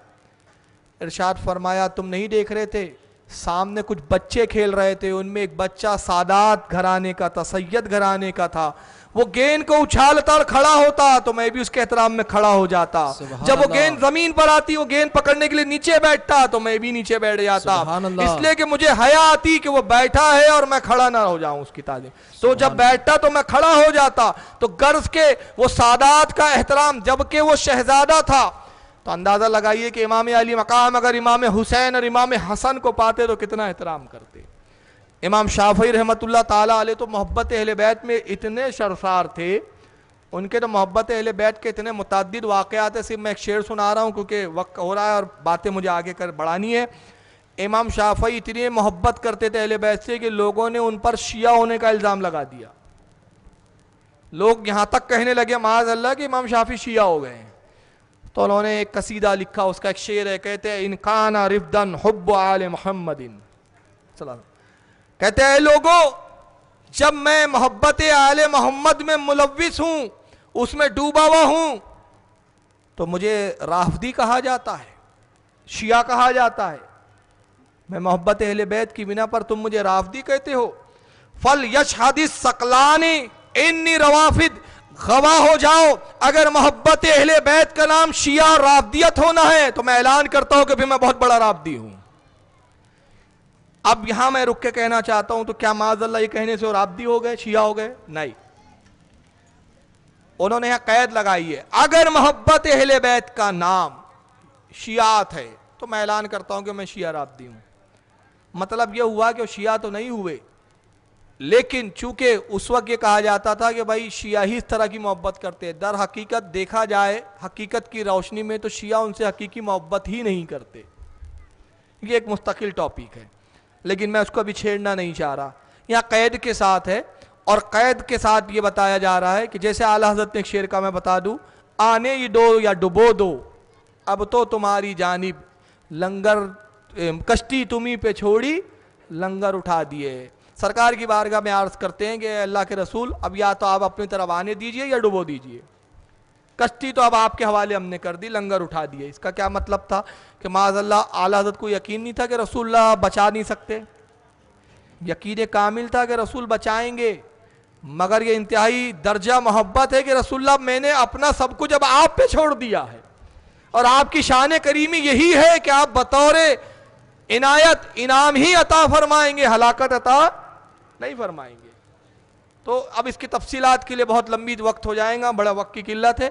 बहरहाल इमाम शाफी फरमा रहे हैं कि अगर मोहब्बत अहले बैत का नाम शियात है तो मैं ऐलान करता हूं कि मैं राफदी शिया हूं, मगर मोहब्बत अहले बैत का नाम शियात नहीं बल्कि अहले सुन्नत वल जमात है। सुभान अल्लाह। अहले सुन्नत वल जमात ही हकीकी अहले बैत से मोहब्बत करते हैं। आला हज़रत फाजिल बरेलवी कितनी मोहब्बत करते थे सादात से। एक मरतबा आप घर में बैठे हुए हैं, तहरीर कर रहे हैं, जब लिखते थे आला हज़रत किताब तो इतने मगन हो जाते थे कि दुनिया और माफिया का होश ही नहीं होता था। आपके भतीजे हज़रत हसनैन मियाँ एक शख्स को लेकर आते हैं, कोट और टाई पहने हुए हैं, टाई भी लगी हुई है, कोट भी पहने हुए, अंग्रेजी लिबास, अंग्रेजी कल्चर के दिल दादा, दाढ़ी साफ है पूरी, मूछें भी साफ है, बिल्कुल अंग्रेजी बाबू बने हुए हैं। आला हज़रत के पास लेकर हाजिर होते हैं। आला हज़रत लिखने में मसरूफ़ है। अर्ज़ करते हुजूर आपसे शहर के डिप्टी कलेक्टर मिलने आए हैं। डिप्टी कलेक्टर के ओहदे पे थे वो, ये अभी इनका तबादला हुआ है और इस शहर के डिप्टी कलेक्टर बनकर आए हैं। आपसे मिलने की बड़ी ख्वाहिश थी, मुझसे मुलाकात की, मैं आपकी बारगाह में लेकर हाजिर हुआ हूँ। ये डिप्टी कलेक्टर है। आला हज़रत अच्छा ठीक है, मतलब दुनियादारों से इतनी बेनियाजी, वो डिप्टी कलेक्टर होंगे अपने घर के, हमें क्या करना है। कहा हुजूर ये बहुत बड़ा ओहदा होता है, ये बहुत बड़ा मनसब है, डिप्टी कलेक्टर कोई मामूली मनसब नहीं। आला फरमाते होगा मनसब हमारी बला से, हमें क्या करना है। फिर लिखने में मसरूफ। मौलाना हसनैन मियाँ ने देखा कि तवज्जो नहीं दे रहे, उसके बाद अर्ज करते हैं हुजूर ये सैयदजादे भी है। सुबहान अल्लाह। बस जैसी का सैयदजादे इमाम ज़माना ने, इमाम वक्त ने कलम रख दी, खड़े होते और झुंझलाहट से हजरत इमाम अल्लामा हसनैन मियाँ से कहते, हसनैन मियाँ असल बात अब कह रहे हो और फजूल बातें कर रहे हो, पहले क्यों नहीं कहा कि सैयदजादे है। सुबहान अल्लाह। हाथ पकड़ा, बोसा लिया और अपने पलंग पे अपने साथ बिठा लिया और फरमाया कैसे मिजाज है। वो बड़े ताज्जुब से देखते डिप्टी कलेक्टर, कहते हुजूर बड़े ताज्जुब की बात है, जब आपके भतीजों ने तारुफ पेश किया, कहा मैं डिप्टी कलेक्टर हूँ, आपने नजर इल्तिफात ना की, कहा यह बहुत बड़ा ओहदा है, तब भी आपने तवज्जो ना दी, मैं शान और शौकत के साथ आया तब भी तवज्जो ना दी, मगर जैसे ही आपके भतीजे मौलाना हसनैन मियाँ ने कहा कि ये सैयदजादे, तो आपने ताज़ीम फरमाई। हुजूर बात समझ में नहीं आई। आलर फरमाते मियाँ सुनो, यहाँ दुनिया का कोई दखल नहीं, दुनियादारी अहमद रजा के पास कोई उसकी अहमियत नहीं, तुम तो डिप्टी कलेक्टर हो, अगर वक्त की मलके विक्टोरिया भी आती तो अहमद रजा के पास ऐसी ही शान बेनियाजी होती। अहमद रजा को दुनियादारों से गरज नहीं, मगर आपका ताल्लुक आले रसूल से है, रसूलुल्लाह के ख़ानदान से, उस्ताद निस्बत का, उस्तादीन का एहतराम है। और फिर आपने उनको दाढ़ी रखने की नसीहत भी फरमाई, अंग्रेज़ी लिबास से भी मना किया। मौलाना हसनैन फरमाते कि आला हज़रत ने इस अंदाज में नसीहत की कि उन्होंने तौबा भी कर ली और आला हज़रत से मुरीद भी हो। सुबहान अल्लाह, सुबहान अल्लाह, नारे तकबीर, मसलके आला हजरत। तो आला हज़रत का ये मकाम था कि सादात की इतनी ताज़ीम। एक मकाम पे आप जलसे में जा रहे हैं, वाक़या सुना होगा, लेकिन मैं इससे एक नतीजा बनाना चाहता हूँ ताकि कुछ इस्लाही बातें भी मैं आपके सामने अर्ज़ कर दूँ। आला हज़रत रदी अल्लाह ताला अन्हु को एक जलसे में तशरीफ़ ले जाना है, पास ही के मोहल्ले में आपका एक जलसा रखा गया, बड़ा आलीशान जलसा, खूब सजावट हो रही है, खुद इंतज़ामात हो रहे हैं। उलमा की एक जमात आला हज़रत को लेने के लिए घर पर हाजिर होती है। आला हज़रत तैयार होते हैं, लिबास से आरास्ता किया अपने आप को, खुशबू से मुअत्तर किया, जुब्बा इमामा शरीफ सजाया, जुब्बा पहना। उसके बाद घर से बाहर तशरीफ़ लाते हैं, पालकी ला के रख दी जाती है। उस ज़माने पालकी घोड़े वगैरह की सवारियाँ चलती थी। आला हज़रत को कहा जाता है हुजूर पालकी में आप तशरीफ़ लाएँ। पालकी में आप सवार हुए, पालकी 4 कहार जो थे उन्होंने उठाया, उठाने के बाद बाज़ार की तरफ चलते हैं। बीच बाज़ार से होके जलसागाह में जाना है। बस अभी बाज़ार में दाखिल हुए थे कि पालकी में से हालत की आवाज़ आती है कि पालकी को रोक दो। पालकी रोक दी गई, कहा पालकी को नीचे रखो, नीचे भी रख दी गई। आप पालकी से बाहर तशरीफ़ लाते हैं, चारों कहार, चारों मजदूर जो पालकी उठाने वाले थे वो खड़े हुए। आप फरमाते हैं आपको अल्लाह का वास्ता, आप में सैयदजादा कौन है बताइए। किसी ने कुछ नहीं कहा, खामोश चारों मजदूर। फिर अर्ज करते हैं कि खुदारा बताइए आप में कौन सैयदजादा है, कौन खातून जन्नत का शहजादा है। चारों मजदूर फिर खामोश। उसके बाद आप कहते हैं आपको जद्दे करीम, आपके नाना रसूलुल्लाह का वास्ता है कि खुदारा बताइए आप में सैयदजादा कौन है। एक मजदूर आहिस्ता से कहता है हुजूर मजदूर से मजदूरी ली जाती है, उसका नसब और हसब नहीं पूछा जाता। आला हज़रत समझ गए कि यही मजदूर जो है ये सैयदजादा है। ज़माने के हालात ने इसको इस हाल पर ले आया कि आज ये पालकी उठा के मजदूरी कर रहा है। इमाम वक्त ने क्या किया, ऐसी कोई मिसाल हो तो पेश करें। अपने इमामा शरीफ को उतारा और उस सैयदजादे के कदमों में रख दिया। सुभान अल्लाह। उसके हाथों को पकड़ के रोते हैं और रोते कहते हैं, शहजादे खुदा का वास्ता, तुम्हारे जिद्द करीम रसूलुल्लाह का वास्ता कि मुझे माफ कर दो, बहुत बड़ी खता हो गई, हाय अफसोस, कितना बड़ा गजब हो गया। क्या हो गया कि मैंने एक सैयदजादे के कांधे पे सवारी की। बरोज़े क़यामत अगर अल्लाह के रसूल ने मुझसे पूछ लिया, अहमद रजा तुझे सवारी के लिए हमारे, तो क्या जवाब दूंगा? सैयदजादे मुझे माफ कर दो। वो सैयदजादा भी मजदूर रोता है, कहता है, ऐ इमाम वक्त मैंने आपको माफ़ किया, ऐ इमाम अहमद रज़ा मैंने आपको माफ़ किया, खुदा के वास्ते आप मुझे इतना शर्मिंदा ना करें। आप फरमाते नहीं शहजादे, ये आपका बड़कपन है कि आपने ज़बान से कह दिया, माफ़ कर दिया, मगर अहमद रज़ा का दिल मुतमईन नहीं है, अहमद रज़ा को कल्बी सुकून नहीं है। अहमद रज़ा को कल्बी सुकून इत्मीनान तब हासिल होगा कि आप इस पालके में सवार हो जाएं और जितने कदम आप मुझे लेकर चले थे उतने कदम मैं आपको लेकर चलूँ। शहजादा भी अब रोने लगता है। वो मजदूर कहता है, ये मुझसे कैसे हो सकता है? वक्त के ज़माने का इतना बड़ा इमाम, उलमा का ताजदार, मुफ्तियान इकराम का मावर मलजा, मुफ्तियान इकराम और औलिया का मरकज़ अक़ीदत, वो पालकी पर मैं बैठूँ और वो अपने कांधे पर मुझ मजदूर को लेके मजदूरी करे, ये मुझे गवारा नहीं। मगर आला हज़रत इसरार करते हैं और इतना इसरार किया, इतना इसरार किया, इतनी आजीज़ी की, इतनी इनकिसारी की, इतनी गुजारिशात की कि मजबूर हो के वो शहजादे रसूल को, उस मजदूर शहजादे को पालकी में सवार होता है और दुनिया ये मंजर देख कर आप दीदा हो जाती है। उलमा और जो मशाइख साथ में हैं उनकी आंखों में आंसू है कि एक गुमनाम शहजादे की दिलजोई के लिए, उनकी रजा के लिए वक्त का जलील क़द्र इमाम मजदूर बनकर पालकी पे कांधा देते हुए बाजार से गुजरता हुआ नजर आता है। सुभान अल्लाह। यह एहतराम सादात हमारे उलमा ने हमको सिखाया। मगर आज हम सैयदों का एहतराम उतना नहीं करते। हम सिर्फ उन सैयदों का एहतराम करते जो बज़ाहिर हमारे यहाँ उलमा के तौर पर मारूफ है। बाकी ऐसे कितने सादात और सैयद जो हमारे बस्तियों में रहते हैं, घूमते हैं, मगर हम उनका एहतराम नहीं कर रहे हैं। हम सिर्फ उसका जिससे हम मुरीद हो गए, पीर साहब है, सैयद है, बस एहतराम करो। अरे भाई वाकई वो पीर है, उनका एहतराम तो दुगना है। पीर होने की हैसियत से भी एहतराम है, आलिम होने की हैसियत से भी एहतराम है, सैयद होने की हैसियत से भी एहतराम है। मगर जो आपके अड़ोस पड़ोस में सादात है उनका भी तो एहतराम है। वो भी तो खातून जन्नत का खून है।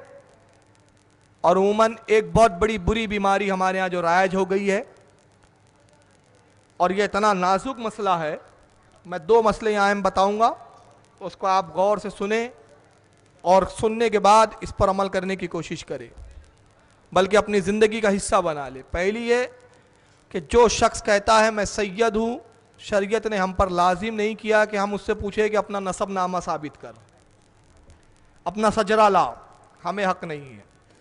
अल्लाह के रसूल की हदीस है, सरकार फरमाते लोग अपने नसब पर अमीन हैं, तुम्हें कोई ज़रूरत नहीं कि तुम किसी के नसब की जो है छानबीन करो, हमें हुक्म नहीं दिया गया। ओमन हम कह देते अरे वो बोला अपने आप को सैयद बनता फिरता है, काय का सैयद है। ये बहुत बड़ी जुर्रत है। अभी कितनी बड़ी जुर्रत है मैं एक वाक़े की रोशनी में आपको बताता हूँ, जिसको मुतअद्दिद उलमा ने लिखा है। खिलाफत अब्बासी का जब जवाल हुआ तो बहुत सारे सादात को कत्ल किया गया, चुन चुन के सैयदों को मारा जाता था। जहाँ पता चल जाता कि ये आले रसूल है, उन्हें अंदेशा होता कि कहीं ये हुकूमत के दावेदार ना बन जाए, कत्ल किया जाता। नतीजा ये हुआ कि बहुत सारे सादात जान बचाने के लिए उधर उधर भागने लगे। उन्हीं सैयदों में 2 नन्हे बच्चे हैं जो यतीम हो जाते हैं, उनके माँ और बाप को कत्ल कर दिया गया। ये 2 भाई 2 यतीम बच्चे अपनी जान बचा के भागते हैं। बगदाद से निकल कर ये किसी महफूज मकाम की तरफ सफ़र कर रहे हैं। हाल ये होता है कि जब बच्चे रास्ते में चलते हैं, पाँव में जूते नहीं हैं, पाँव में कोई पहनने की चीज़ नहीं है, पैरों में आबले आ जाते हैं, आबले फूटते हैं, रेत उसमें दाखिल होती है, ज़ख्म आते हैं, तकलीफ़ होती है। और जब तकलीफ़ नाकाबिले बर्दाश्त हो जाती है तो बच्चे बैठते हैं, फिर रोने लगते हैं, फिर बड़ी मुश्किल से उठते हैं, फिर सफ़र करते हैं। बड़ी मुश्किल और जद्दोजहद से सफ़र करते रहे, यहाँ तक कि एक शहर में दाखिल हुए। दोपहर का वक्त था। छोटे भाई अपने बड़े भाई से कहता है भाईजान हम भूख से परेशान हो गए, कई दिन गुजर गए कि फाके कर रहे हैं, अब चलना दूभर है, आगे बढ़ना मुश्किल है। भाईजान किसी घर के साए में जहाँ छाव हो वहाँ पर हम कुछ देर सुस्ताते हैं, आराम कर लेते हैं। बड़े भाई ने मशवरा पसंद किया, एक हवेली नज़र आई जो बड़े अमीरजादे की हवेली थी। वहाँ कुछ साया था, दीवार से टेक लगा के दोनों शहजादे बैठ गए। छोटे भाई के पैर में रेत घुस गई थी, जहाँ आंवले पड़ गए थे, पीप भर गया था और उसमें रेत दाखिल हो गई थी। बड़ा भाई जब रेत निकालने की कोशिश करता है कि कहीं जख्म ना हो जाए, नासूर ना बन जाए, तो दर्द और कर्ब से छोटा भाई रोने लगता है। जब रोने की आवाज़ हवेली के अंदर पहुंची, हवेली का अमीर कबीर सेठ जो एक मुसलमान था वो सो रहा था, नींद में खलल हुआ, बेदार हुआ, बाहर निकला, देखा दो शहजादे रो रहे हैं। कहा क्या मामला है, कौन हो, क्यों रो रहे हो? दोपहर का वक्त है, मैं थका मांदा काम से आया, कयूला कर रहा हूं, सो रहा हूं, कमबख्त सोने नहीं देते। क्या बात है, क्यों रो रहे हो, यहां क्यों बैठे हो? यहां बहुत सख्ती से उसने झिड़का। बड़ा भाई कहता है कि क्या आप मुसलमान हैं? कहा हाँ मैं मुसलमान हूं।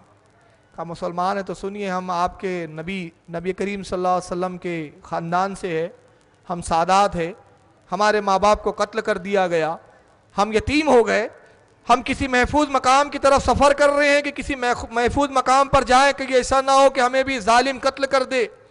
ये मेरा भाई है, इसके पैर में आबले आ गए हैं, रेत दाखिल हो गई है, तड़प रहा है, ये रो रहा है, आप लिल्लाह हम पे रहम खाए, हमें कुछ देर यहाँ बैठने दें, उसके बाद हम यहाँ से चले जाएंगे। उस बदबख्त ने बड़ी सख्ती से कहा चलो उठो, आले रसूल है तो क्या हो गया, आले रसूल हो गए तो क्या ये हवेली खरीद लिया है तुमने?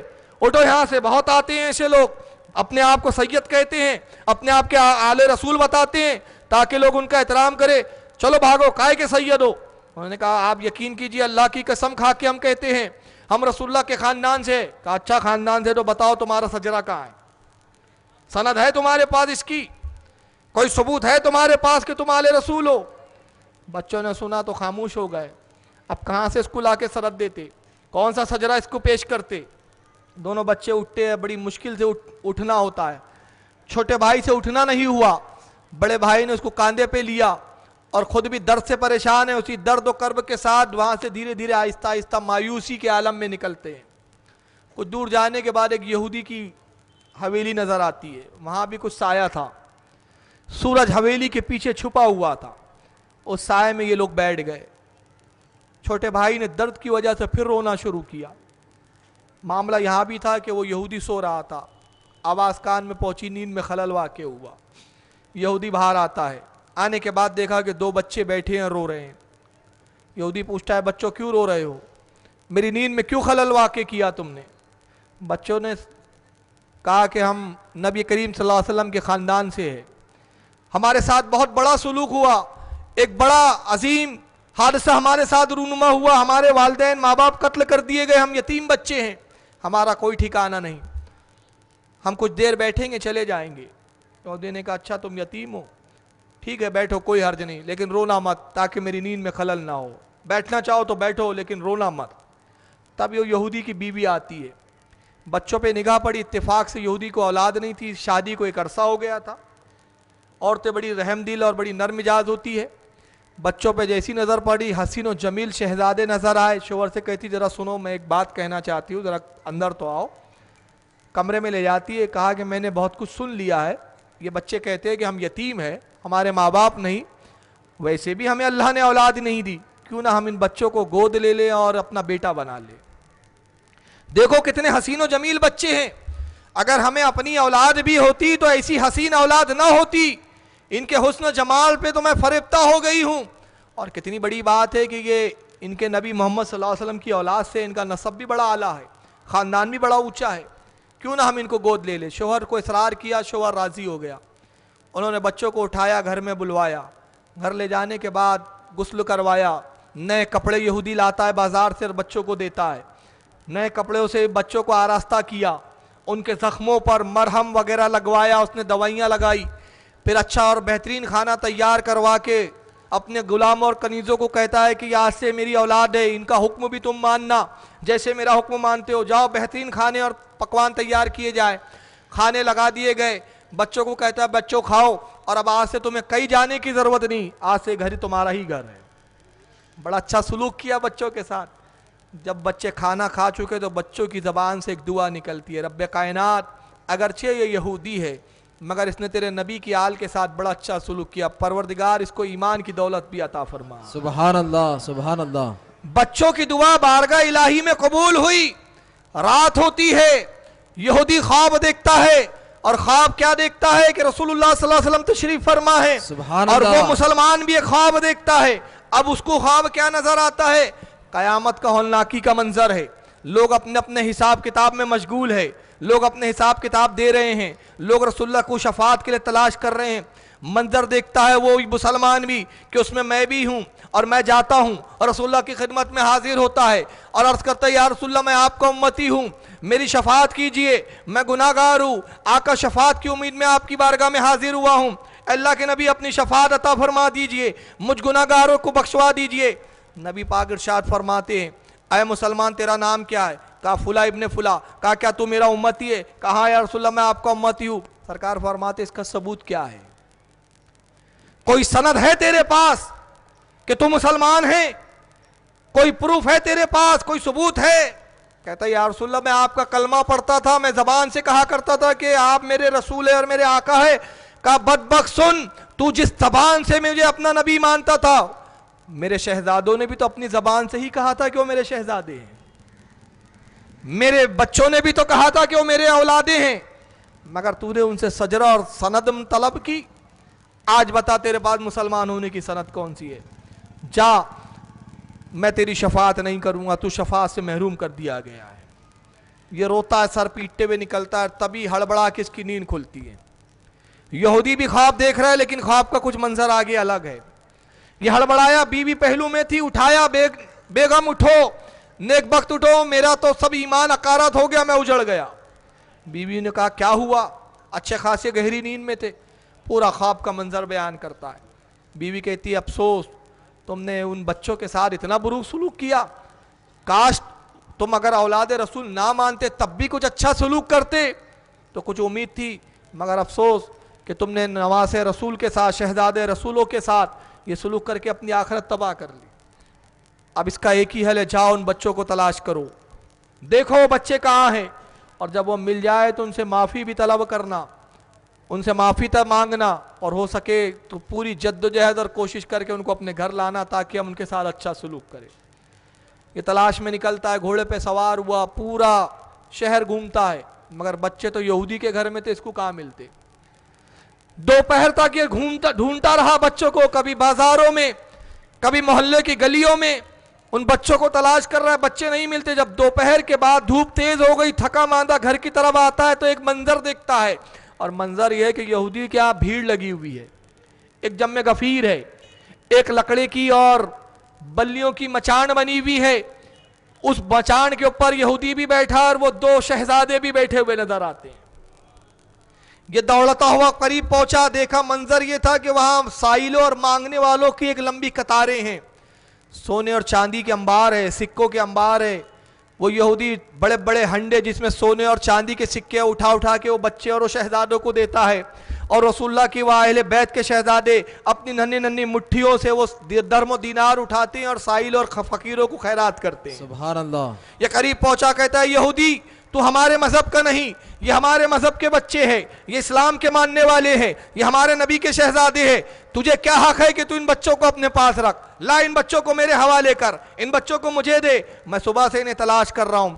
वो यहूदी मुस्कुरा के कहता है जनाब मैं अब यहूदी नहीं, वो कल की बात थी कि मैं यहूदी था, मगर जो ख्वाब तुम देख रहे थे तुम्हें बारगाह रिसालत से धुतकार दिया गया, मगर तुमने तो उतना ही देखा, वो ख्वाब मैं भी देख रहा था, मगर उसके बाद का मंजर ये है कि नबी पाक ने मुझे तलब किया और सरकार ने फरमाया तूने हमारी औलादों के साथ अच्छा सलूक किया, तेरे लिए शफात है, तेरे लिए नजात है, तेरे लिए जन्नत का मुद्दा है, तो ईमान क्यों नहीं ले आता? मैंने ख्वाब में ही नबी का कलमा पढ़ के मुसलमान हो गया हूं। सुभान अल्लाह। नारे तकबीर, शान शहीद आजम, नारे रिसालत। मैं ख्वाब में ही मुसलमान हो चुका हूं, और जब बेदार हुआ तो इन बच्चों के हाथ पे मैंने तजदीद ईमान फिर कर लिया है। अब मैं यहूदी नहीं रहा, मुसलमान हो गया, इन बच्चों को मैं किसी हाल में नहीं दूंगा। ये अपनी बदनसीबी पे रोने लगता है, ज़मीन पे लौटने लगता है, और उसके बाद कहता है शहजादो तुम्हें तुम्हारे नाना का वास्ता कि मुझे माफ़ कर दो, मुझसे बड़ी ख़ता हुई कि मैंने तुम्हारे साथ बदसलूकी किया। वो यहूदी कहता है कि ऐ बच्चों तुम सखी घराने के बच्चे हो, देखो तुम्हारी बदौलत मुझ जैसे नामुराद को जन्नत मिल गई, मुझ जैसे बदबख्त को जहन्नम से जन्नत की तरफ मोड़ दिया गया। तुम सखी घराने के बच्चे हो, ऐ बच्चों इसके हक में भी तुम दुआ कर दो। सुभान अल्लाह। बच्चे दुआ करते हैं कि परवरदिगार तेरे कसूर को माफ़ करे, अल्लाह ताला तेरे गुनाहों को माफ़ करे। इस वाक़े से उलमा कराम ये बयान करते हैं कि किसी के नसब की कुरेद करना, किसी के नसब को मालूम करना, किसी सैयद को हकीर जाना कितना बड़ा वबाल जान है। मगर ये सिक्के का एक पहलू है। शरीयत इत्तेदाल का नाम है। शरीयत इस्लामिया इत्तेदाल को पसंद करती है। जहाँ शरीयत हम जैसे गैर सादात को, हम जैसे गैर सैयदों को, हम जैसे दूसरे नसब वालों को ये तलकीन करती है और ये तालीम देती है कि रसूलुल्लाह की अहले बैत और रसूलुल्लाह की औलादों की ताज़ीम करो, वहीं ये भी वो शरीयत हुक्म देती है कि जो अहले बैत है उन्होंने भी दूसरों के एहतराम को मलूज़ रखना चाहिए। ये नहीं है कि सैयद है तो आप दूसरों को जलील करते फिरे, ये नहीं है कि आप सादात है तो किसी को भी झड़कते फिरे। अब भाई मैं तो आले रसूल हूँ, कोई मुझे गाली नहीं बक सकता, कोई मेरे खिलाफ बोल नहीं सकता, वो तो बेचारा अपने ईमान से डर रहा है। मैं एक मौलाना का नाम नहीं लेना चाहता, बस एक जुमला कहूँगा, देखें आप समझे ना समझे, बस एक मिसाल दे रहा हूँ। एक सैयद मौलाना है, किसी मसले में उन पर हुक्म गुमराहियत लगा।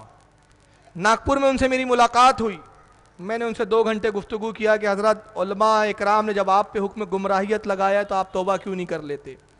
उन्होंने कहा फताव रज़विया लाई जाए। फताव रज़विया शरीफ आई, खोला गया। खोलने के बाद फताव रज़विया में उन्होंने मसला दिखाया मुझे, देखिए आला हज़रत ने लिखा है कि सैयद अगर बद मज़हब भी हो जाए तब भी ताज़ीम नहीं जाती।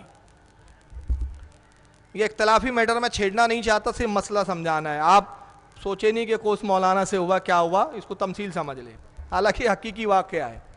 उन्होंने इस किताब खोल कहा देखो फताव रज़विया में है सैयद अगर बद मज़हब हो जाए जब भी ताज़ीम नहीं जाती। मैंने बड़े अदब से अर्ज़ किया हज़रत आप आलिम दीन हैं, मैं तस्लीम करता हूँ फताव रज़विया का ये मसला मेरे सर आँखों पर, इमाम अहमद रज़ा फाजिल बरेलवी का ये हुक्म मेरे सर आँखों पर। बेशक मेरे इमाम ने हम जैसों को हुक्म दिया कि सैयद अगर बद मज़हब भी हो जाए तो ताज़ीम नहीं जाती, मगर इमाम ने यह कब कहा है कि सैयद बद मज़हब हो तो बद मज़हबी पर कायम रहे। ये कब लिखा है इमाम ने? इमाम ने ये कहा है क्या कि भाई चलो बद मज़हब होने पे भी ताज़ीम नहीं जाती तो सैयद साहब बद मज़हबी पे अड़े रहिए, तौबा ही मत कीजिए? नहीं साहब, ये तो हम जैसों के लिए हुक्म है कि आप सैयद इसलिए हम ताज़ीम करें, मगर आप बद मज़हबी पर रहेंगे तो आपके रसूल आपके नाना आपसे नाराज़ होंगे। हज़रत मौला कायनात ने फरमाया, मौला कायनात की आखिरी वसीयत क्या है मालूम है? सबे सनाबिल शरीफ में हज़रत अब्दुल वहाद बिलग्रामी रहमतुल्लाह ताला अलैह, जो ज़ैदी सैयद है, खुद इमाम जाफ़र सादिक की नस्ल से है, और इनके ख़ानदान की एक शाख माहरेरा जाती है और एक मसूली जाती है। अब्दुल वहाद बिलग्रामी सैयद नसब सैयद है। बड़ी मारकतुल आरा किताब लिखी सबे सनाबिल शरीफ जो बारगाह रसूल में मकबूल हुई, उसमें मौला कायनात की वसीयत नकल करते कि इमाम हसन को बुलाया और इमाम हसन को वसीयत करते कहते हैं बेटा हसन अच्छे अमल करो, लोगों की दिलजोई करो, लोगों को खुश करो। ए हसन याद रखो जिसको अमल पीछे कर दे उसको हसब व नसब आगे नहीं बढ़ा सकता, और जिसको अमल आगे करे उसको हसब व नसब पीछे नहीं कर सकता। और उसके बाद इरशाद फरमाया मौला कायनात ने बेटा हसन अच्छे अमल के एवज काला हबशी गुलाम जन्नत में चला जाएगा और बदअमली की बिना पर कुरैशी गोरा चिट्टा जहन्नम में चला जाएगा। अल्लाह को वो बंदा बहुत पसंद है जिसका तकवा बहुत बुलंद है। अल्लाह हसब व नसब नहीं देखता, ये हमारे लिए है, ये हमारे लिए हुक्म है कि हम सादात की ताज़ीम करें। मगर बद मज़हब और कुफ्र और इर्तिदाद, इसमें ज़मीन आसमान का फ़र्क है, ये हमेशा याद रखें। अगर कोई बदअकीदा हो जाए, कोई इस्लाम से फिर जाए, मुर्तद हो जाए, जैसा कि हमारे उलमा कहते हैं वहाबी मुर्तद है, देवबंदी मुर्तद है, कादियानी मुर्तद है, राफदी शिये मुर्तद है, ये इस्लाम से फिर गए, इनमें अगर कोई अपने आप को सैयद कहता है तो इसकी ताज़ीम नहीं की जाएंगी, इनको जलील किया जाएगा, खार किया जाएगा। वजह क्या है? वजह यह है कि नसब उस वक्त तक ही सलामत रहता है जब तक ईमान का रिश्ता जुड़ा हुआ है। ईमान अगर कट जाए तो नसब भी कट जाता है। तो जो बदअकीदा हो गए, जिन्होंने अहले सुन्नत वल जमात को छोड़कर दूसरी जमातें इख्तियार कर ली, अगर वो सैयद भी थे अब सैयद नहीं रहे, काबिल एहतराम नहीं। अल्लाह के रसूल की हदीस है, सरकार ने इरशाद फरमाया, अगर तुमने किसी बद्दीन को अपना सैयद कहा, अपना सरदार कहा, तुमने अपने रब को गजब दिलाया, तुमने अपने रब को गजब में लाया। रब गजबनाक होता है जब किसी बद्दीन बदअकीदा की ताजीम की जाती है, या किसी बदअकीदा को सैयद कहा जाता है, या उसको सैयद कह के ताजीम की जाती है। तो मालूम हुआ कि सारे रिश्ते जो है ईमान से वाबस्ता है, सारे ताल्लुकात ईमान से वाबस्ता है। तो वही सैयद हमारे लिए काबिल एहतराम है, अगरचे फासिक हो, अगरचे बेनमाजी है, गुनाहगार है, मगर रसूलुल्लाह की नस्ल से काबिल ताजीम है। मगर बदअकीदी रिश्ता ईमान को जब मुनक़ते कर देती है तो नसब को भी मुनक़ते कर देती है। हज़रत सदुश्शरिया अलैहि रहमत और रिज़वान आला हज़रत के शागिर्द भी है, खलीफा भी है, पढ़ाते थे एक मदरसे में। आला हज़रत की खिदमत में हाजिर हुए एक मरतबा, अर्ज़ करते हुजूर एक सैयदज़ादा मेरा शागिर्द है, पढ़ता है मुझसे मगर बहुत ही बददिमाग है। उसका हाल ये हजरत कि जो पढ़ा उसके दिमाग में घुसता ही नहीं, बड़ा परेशान करता है। तो बहैसियत उस्ताद बाज़ औक़ात सज़ा भी देनी पड़ती है। तो हुज़ूर चूँकि सैयद ज़्यादा है तो क्या उसको सज़ा दी जाए कि ना दी जाए, मारा जाए कि ना मारा जाए। आला हज़रत क्या तालीम फरमाते हैं, इरशाद फरमाया कि तंबीह के लिए उस्ताद मार सकता है, मगर जब किसी अपने सैयदज़ादे शागिर्द को मारे तो नियत ये करे कि शहजादे के पाँव में मिट्टी लग गई है, उसको साफ कर रहा हूँ। सुभान अल्लाह, नियत सुभान ये अल्लाह। करे, नियत ये ना हो कि सजा दे रहा हूँ, नियत ये करे। और इसी तरह उलमा कराम ने मसला लिखा कि शरीयत का कानून सब पर नाफिज किया जाएगा, सैयद हो या गैर सैयद। मिसाल के तौर पर अगर गैर सैयद ने चोरी की, हाथ काटे जाएंगे, जिना किया, संसार किया जाएगा, कोड़े लगाए जाएंगे। और अगर यही काम का माज़अल्लाह अस्तगफिरुल्लाह अल्लाह ना करे कोई सैयद भी इर्तिकाब करता है, कोई सैयद चोरी कर ले या कोई सैयद जिना कर ले, अल्लाह ना करे माज़अल्लाह, उस पर भी शरीयत की कलम लगाई जाएंगी, हुक्म लगाया जाएगा, सज़ा दी जाएंगी। मगर फ़र्क सिर्फ कितना है, उलमा फरमाते कि जल्लाद जब सज़ा नाफिज करे तो इरादा नियत यही करे कि सैयद साहब के पैर में मिट्टी लगी है, कीचड़ भर गई है, कीचड़ को धो रहा हूँ, क्योंकि आले रसूल है, वो ख़ानदान नबुव्वत का खून है उसके अंदर। तो ये सारे मसाइल से हमें समझना चाहिए कि सादात का मकाम बहुत बुलंद है। तो जिस तरह सैयदों का एहतराम करना है, और जिस तरह हमें सैयदों से ये नहीं पूछना है कि आप सैयद इसकी सनद दो, उसी तरह शरीयत का एक दूसरा पहलू भी है, हर पहलू को मलहूज़ रखना है। ये तो हमारे लिए हुक्म है कि हम सादात, कोई कहे मैं सैयद हूँ तो हम तस्लीम कर ले, कुरेद ना करे, तहकीक ना करे कि आप सैयद है या नहीं, हम मान ले। वो कहे सैयद है, ठीक है, आपने कहा भाई हम सैयद मानते हैं। मगर लोगों के लिए ये भी शरीयत में हुक्म है कि कोई अपने आप को झूठा सैयद भी ना कहे। अब ये नहीं कि यार सैयद साहब के भाव बहुत है, अब मैं सैयद नहीं हूँ लेकिन मैं अपने आप को सैयद कह रहा हूँ। दूसरे शहर में गए, मसलन अब मैं अपने शहर में रहता हूँ, सब जानते हैं भाई फारूक खान है, लेकिन अब मैं बॉम्बे आऊँ और कहूँ सैयद फारूक नाम है मेरा, ताकि लोग ज़्यादा ताज़ीम करें। ये हो गया नसब तब्दील करना। और इसके बारे में इतनी सख्त वईदें आई है कि मैं समझता हूँ इतनी सख्त वईदें शायद ही किसी और मसले में आई हो। अल्लाह के रसूल फरमाते हैं तमाम फरिश्तों की, तमाम रूए ज़मीन के इंसानों की उस पर लानत जो अपना नसब कोई और बताए जबकि वो किसी और नसब से है। समझ रहे आप? एक हदीस इतनी सख्त है, मैंने जब वो हदीस पढ़ा तो मैं बहुत देर तक पढ़ता रहा और सोचता रहा कि या अल्लाह, किस जलाल में अल्लाह के नबी ने ये जुमले इरशाद फरमाए होंगे। मौता इमाम मालिक में है, वो इमाम मालिक ने उस हदीस को लिखा है। हज़रत अबू हुरैरा कहते हैं मैं बहुत मुअद्दब अंदाज में वो जुमला कहूँगा ताकि समझने वाले समझ जाए। रसूलुल्लाह का गज़ब देखें, इससे ज़्यादा गज़बनाक सरकार को मैंने किसी हदीस में नहीं पाया। अबू हुरैरा कहते हैं मौता इमाम मालिक की हदीस कि कुछ लोग लोगों पर फौकियत जाहिर करने के लिए अपना नसब कुछ और बताते थे। गुफ्तगू कर रहे हैं बैठे और कह रहे हैं मैं फुला नसब से हूँ, मैं फुला ख़ानदान से हूँ, जबकि वो उस ख़ानदान के वो नहीं थे। और ये भी याद रखे कोई ख़ानदान कोई नसब छोटा नहीं है इस्लाम में। अल्लाह के नज़दीक हर मुसलमान वो मुसलमान अल्लाह के नज़दीक पसंदीदा है जो तकवे के मेयार पे ज़्यादा है, जितना परहेजगार है उतना वो अल्लाह के नज़दीक पसंदीदा है। तकवा मेयार है, नसब नहीं है, ख़ानदान नहीं है। तो जो अपने आप को समझते कि हम ऊंचे ख़ानदान वाले, ये भी मुजरिम है, और दूसरों को जलील कर रहे हैं, ये भी दूसरा जुर्म है। तो न किसी को जलील समझे, ना अपने ख़ानदान और नसब पर फ़ख्र करे। मुसलमान को अपना भाई समझे, हर मुसलमान आपस में भाई है। तो मैं अर्ज़ कर रहा था, अबू हुरैरा कहते हैं कि कुछ लोग बैठे हुए थे और वो अपने ख़ानदान और हसब व नसब पर फ़ख्र कर रहे थे। कह रहे थे मैं फ़ुला ख़ानदान से हूँ, फ़ुला नसब से हूँ। अबू हुरैरा फरमाते कि मैं जानता था उनमें बात झूठे थे, उनका ख़ानदान वो नहीं था, वो नसब नहीं था वो जो बता रहे थे। मैं अल्लाह के नबी की खिदमत में हाजिर हुआ, अर्ज़ के या रसूलल्लाह, मैंने कुछ लोगों को इस हाल में पाया कि वो अपना हसब व नसब, ख़ानदान वो बताते हैं जिस ख़ानदान से उनका ताल्लुक़ नहीं है, और उस पर फ़ख्र करते हैं। सरकार ने फरमाया, अबू हुरैरा जाओ उनको मना कर और कहो अल्लाह और उसका रसूल बेजार है उन लोगों से जो अपना नसब तब्दील करते हैं।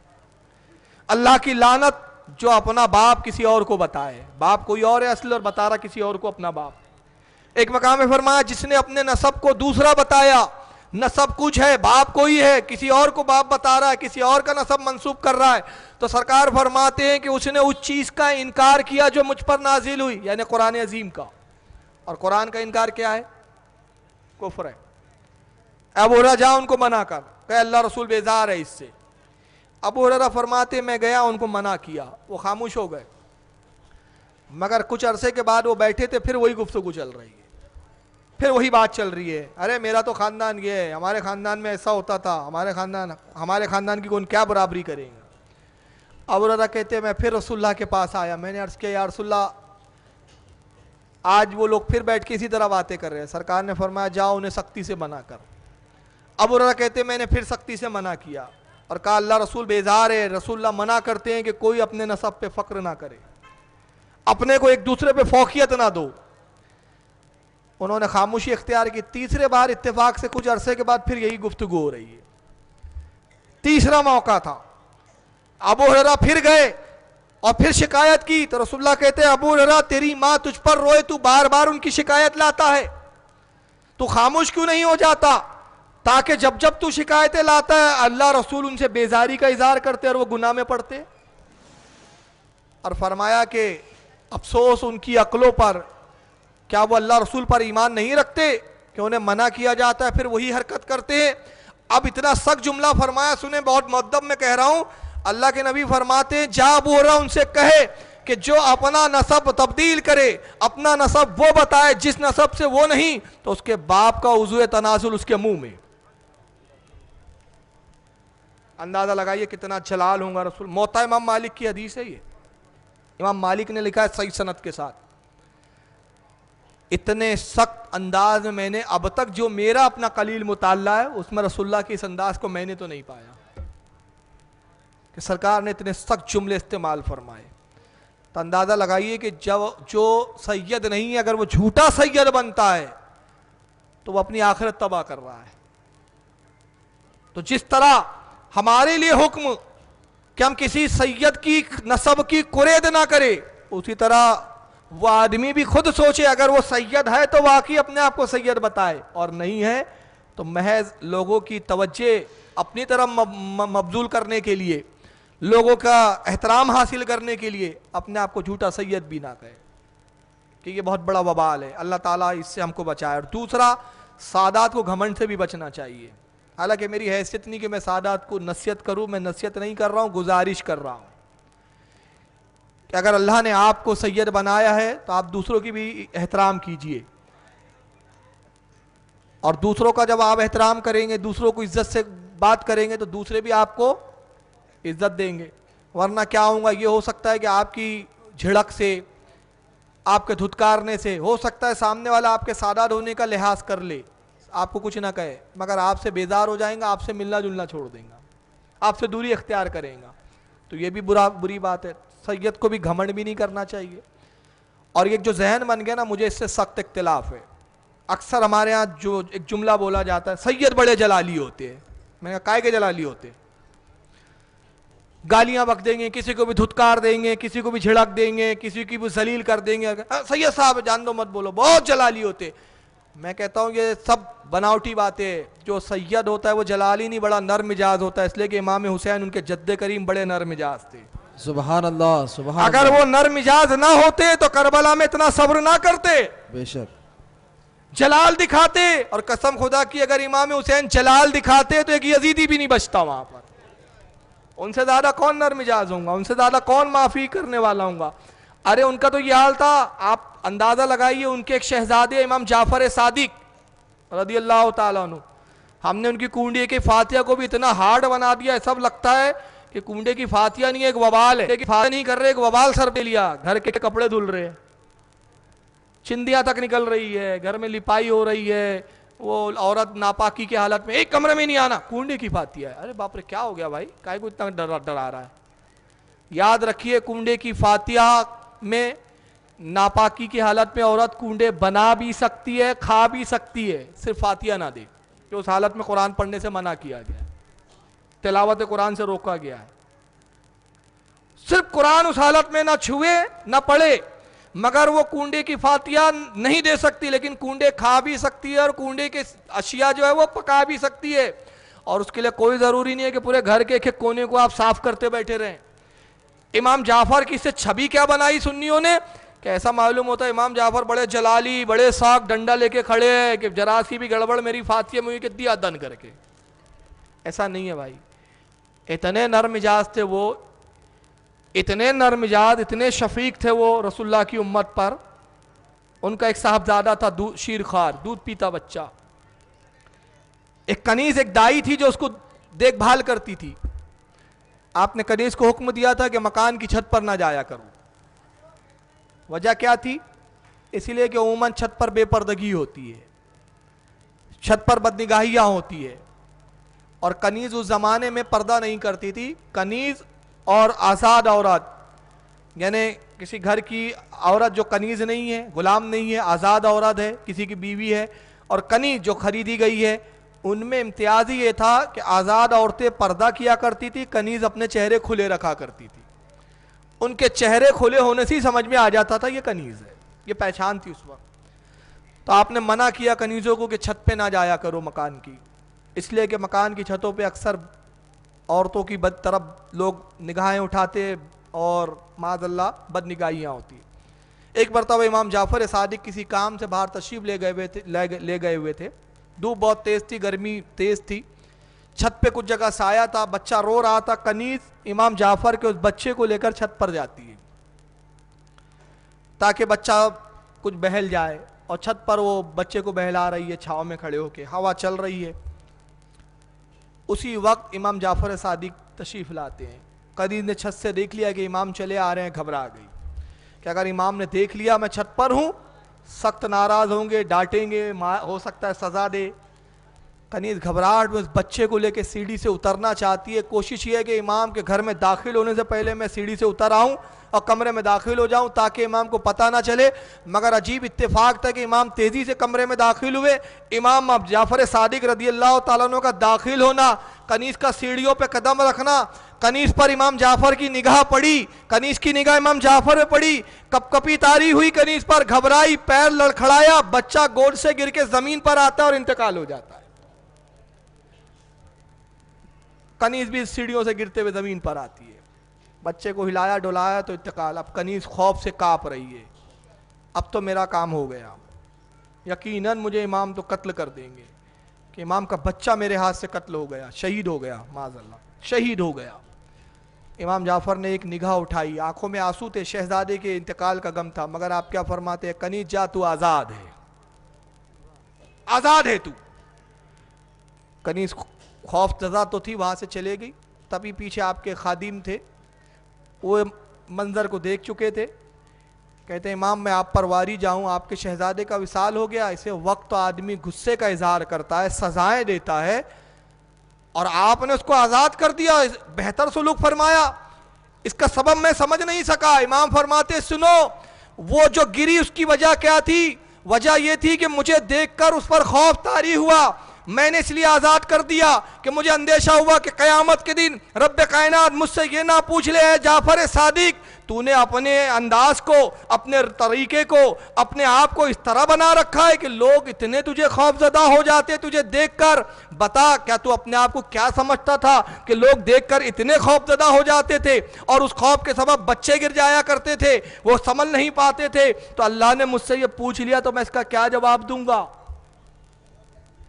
कि मैंने अपना रंग ढंग बादशाहों की तरह बना लिया है। तो इससे पहले कि अल्लाह मुझसे सवाल करे और मेरे इस रवैये के बारे में मुझसे पूछा जाए, मैंने कनीज को इसलिए आज़ाद कर दिया कि ये उसका कफ़ारा हो जाए। और मैं रब की बारगाह में अर्ज़ करूँ, मौला मैंने अपने रवैये को, अपने आप को इस तरह नहीं बनाया था कि लोग इस दर्जे मुझसे खौफ खाएं।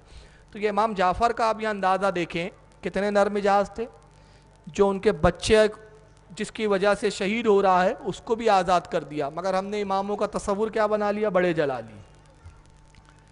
तो हमारे अइम्मा जलाली नहीं है, बड़े शफीक है। शफीक ना होते तो हमारी शफात के लिए अल्लाह की बारगाह में बार बार दुआएं क्यों करते हैं। बेशक इनकी माँ तो इतनी शफीक थी कि जब हजरत अली ने निकाह का पैगाम दिया तो रसूलुल्लाह ने कहा कि अली महर क्या दोगे।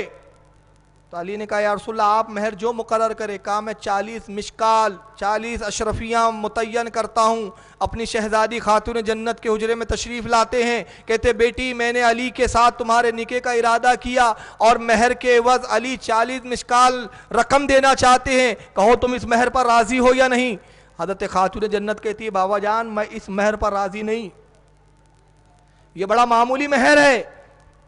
हज़रत नबी करीम सल्लल्लाहु अलैहि वसल्लम बड़े ताज्जुब से देखते अपनी बेटी को, मेरी वो बेटी जिसको ना जेवर का शौक़, मेरी वो बेटी ना जिसको कुछ खाने का शौक़, ना लिबास की शौकीन, सादा जिसने लिबास पहन के अब तक ज़िंदगी गुजारी है, सादा खाना खाया है, वक्त आने पर फाके भी किए मगर कभी शिकायत और गिला नहीं किया। कभी मैंने जेवर अपनी बेटी को नहीं दिया, कभी जेवरात से अपने आप को आरास्ता नहीं किया। इतना सारा जिंदगी गुजारने वाली बेटी आज माल का कैसे ज्यादा मुतालबा कर सकती है। नबी ने ताज्जुब से देखा। खातून जन्नत अर्ज करती है बाबा जान आप किसी गलत फहमी में मेरे ताल्लुक से मुब्तला ना हो, बल्कि मैं आपकी बेटी और शहजादी हूँ। आप कौनैन के ताजदार है, अल्लाह ने आपको तमाम दुनिया और आखिरत के खजाने अता किए है, मैं आपकी शहजादी हूँ।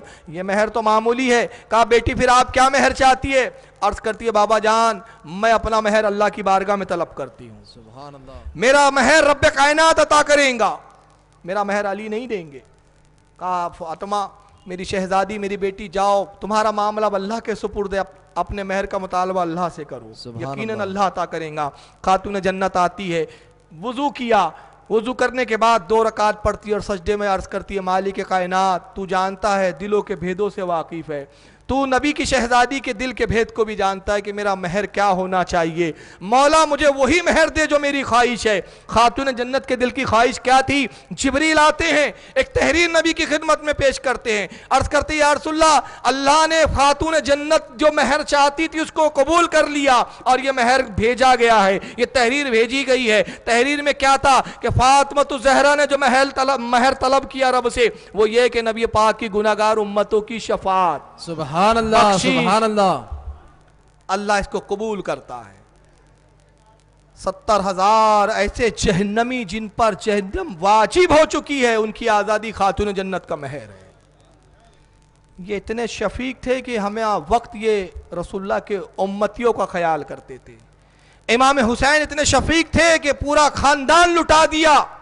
पूरी तारीख देख जाइए, अली असगर भी शहीद हुए मगर इमाम ने दुआए हलाकत नहीं किया यजीदियों के लिए। यही कहा है अब भी वक्त है संभल जाओ। अली अकबर शहीद हो गए मगर इमाम यही कहते रहे तुम अली अकबर का खून बहा चुके मगर अब भी अपने इरादे से बाज आ जाओ। तुमने कासिम को भी कत्ल कर दिया अब भी वक्त है कि बाज आ जाओ। हर वक्त इत्माम हुज्जत फरमाते रहे, हर वक्त आखिरी लम्हों तक, यहाँ तक के पूरे 72 नफूस करबला में शहीद हो गए। अब कोई मर्द नहीं है सिवाय ज़ैनुल आबदीन के, आबिद बीमार बचे हैं और तन्हा इमाम अली मकाम की ज़ात है। मगर इमाम उस आलम में भी जब मैदान करबला में आए तो उस वक्त भी यही खुतबा इरशाद फरमाया, ऐ यजीदियो, जितना तुम खून बहा सकते थे बहा दिया, तुमने मेरे खानदान को उजाड़ दिया, अहले बैत नब्वत के चमन को तुमने खत्म कर दिया, मगर अब भी मेरे खून से अपने हाथों को रंगीन न करो। अब भी वक्त है, अगर तुम मेरे खून से अपने हाथों को रंगीन करने से बाज आ गए, हो सकता है कि अल्लाह ताला तुम्हारे जुर्म को माफ कर दे। अब भी वक्त है। इतने नरम मिजाज थे अहले बैत नब्वत, सारी जिंदगी उम्मत की फिक्र रही, सारी जिंदगी नबी के गुनाहगार उम्मतियों को बख्शवाने की फिक्र रही। ये कहाँ से जलाली हो सकते हैं? तो सादात को चाहिए कि ये जहन व फिक्र से निकाले, बल्कि अपने जद्दे करीमा, अपने जद्दे करीम इनकी सीरत को मद्देनज़र रखे कि हमारे जद्दे करीम उम्मत मोहम्मदिया पर कितने शफीक हुआ करते थे, हमें भी अपने कौम के लोगों पर कितना शफीक होना चाहिए। हज़रत अब्दुल्ला इब्न मुबारक रदियल्लाहु ताला अन्हु इमाम अबू हनीफा के शागिर्द है, इमाम बुखारी के शेख में है। अब्दुल्ला इब्न मुबारक बहुत बड़े बुजुर्ग थे, सैयद नहीं थे, मगर एक मरतबा रास्ते से गुजर रहे हैं, जम्मे गफ़ीर आपके साथ चल रहा है, लोग आते हैं, आपकी दस्तबोसी करते हैं, आपके हाथों को बोसा देते हैं, आपके जुब्बों को बोसा देते हैं, एहतराम से हाथ बांध के खड़े हो जाते हैं। उसी रास्ते से एक सैयदज़ादा नशे में दूध शराब की पीकर नशे में लड़खड़ाते कदमों से चला आ रहा था। शहजादे से निगाह दो चार हुई।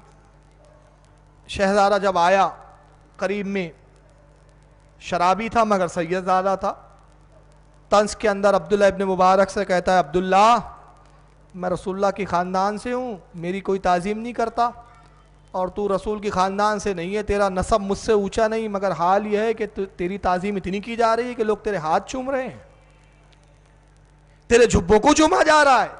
अब्दुल्ला, इसकी वजह क्या है? तो अब्दुल्ला कहते, सुन, इल्म तेरे नाना की विरासत थी और बुराइयां बदआमालियां मेरे बाप की विरासत थी। मैंने तेरे बाप की, तेरे नाना की विरासत को हासिल कर लिया और तूने मेरे बाप दादा की विरासत को ले लिया। तो जब मैंने अच्छी विरासत पाई तो उसके बाद मुझे इज्जत और ताज़ीम मिली। तूने बुरी विरासत ली तो बावजूद आले रसूल होने के भी तुझे लोग एहतराम से नहीं देखते। जुमला सख्त था, तंजिया जुमला था। रात होती है, अब्दुल्ला इब्न मुबारक सोते तो ख्वाब में नबी पाक सल्लल्लाहु अलैहि वसल्लम तशरीफ़ लाते हैं। हज़रत अब्दुल्ला करीब गए, चाहा कि नबी पाक सल्लल्लाहु अलैहि वसल्लम के दस्ते मुबारक को बोसा दे, मगर रसूलुल्लाह ने चेहरे को फेर लिया। फिर आगे बढ़ते, सरकार, मैं आपका उम्मती हूँ, आपका चाहने वाला हूँ, अब्दुल्ला हूँ, मैं आपके दीन का खादिम हूँ। नबी पाक ने फिर चेहरे को फेर लिया। फिर करीब आए, फिर उस रुख आते, सरकार की बारगाह में फिर अर्ज़ करते। अल्लाह के नबी फरमाते, अब्दुल्ला, तो हमारे दीन का खादिम ज़रूर है, मगर हमारी औलादों के दिलों को दुखाता है और ये समझता है कि उनका जद्दे करीम तुझसे खुश हो जाएगा। मेरी औलाद का कल्ब को तकलीफ देता है और उसके बाद ये गुमान करता है कि मेरी औलाद को तकलीफ देने के बाद उसका जद जो है, उसका नाना जो है, तुझसे खुश हो जाएगा। बाखुदा तूने मुझे तकलीफ पहुंचाई है। नारे तकबीर, नारे रिसालत, नारे रिसालत, या रसूलल्लाह, उलमा अहले सुन्नत जिंदाबाद। बहुत बहुत शुक्रिया।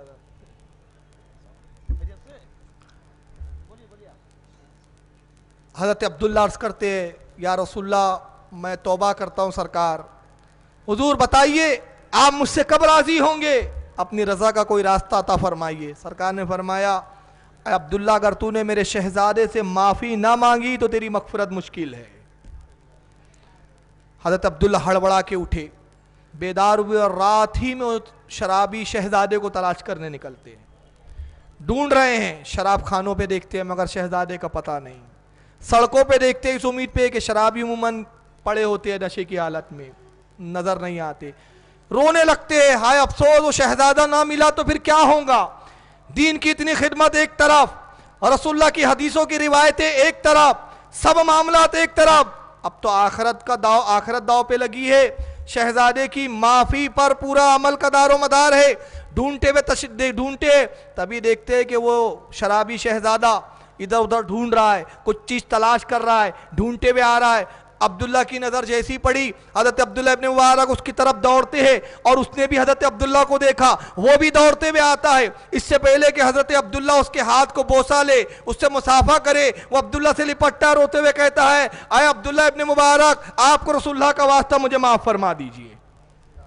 हज़रत अब्दुल्ला बड़े मुताज्जिब हुए, कहा शहजादे मैं तो तुझसे माफ़ी के लिए निकला हूँ, मुझे तू माफ़ कर दे अल्लाह के वास्ते, मुझसे बड़ी खता हो गई, मैंने तेरे नसब को नहीं देखा, तेरे एहतराम को नहीं देखा, मैंने तेरे आमाल को देखा, तेरे बातिन को नहीं देखा, तो ख़ानदान नबुव्वत का चश्म चिराग है, मुझसे बड़ी खता हुई, ऐ शहजादे अल्लाह के वास्ते मुझे माफ़ कर दे। शहजादा कहता है अब्दुल्ला पहले आप मुझे माफ़ कीजिए।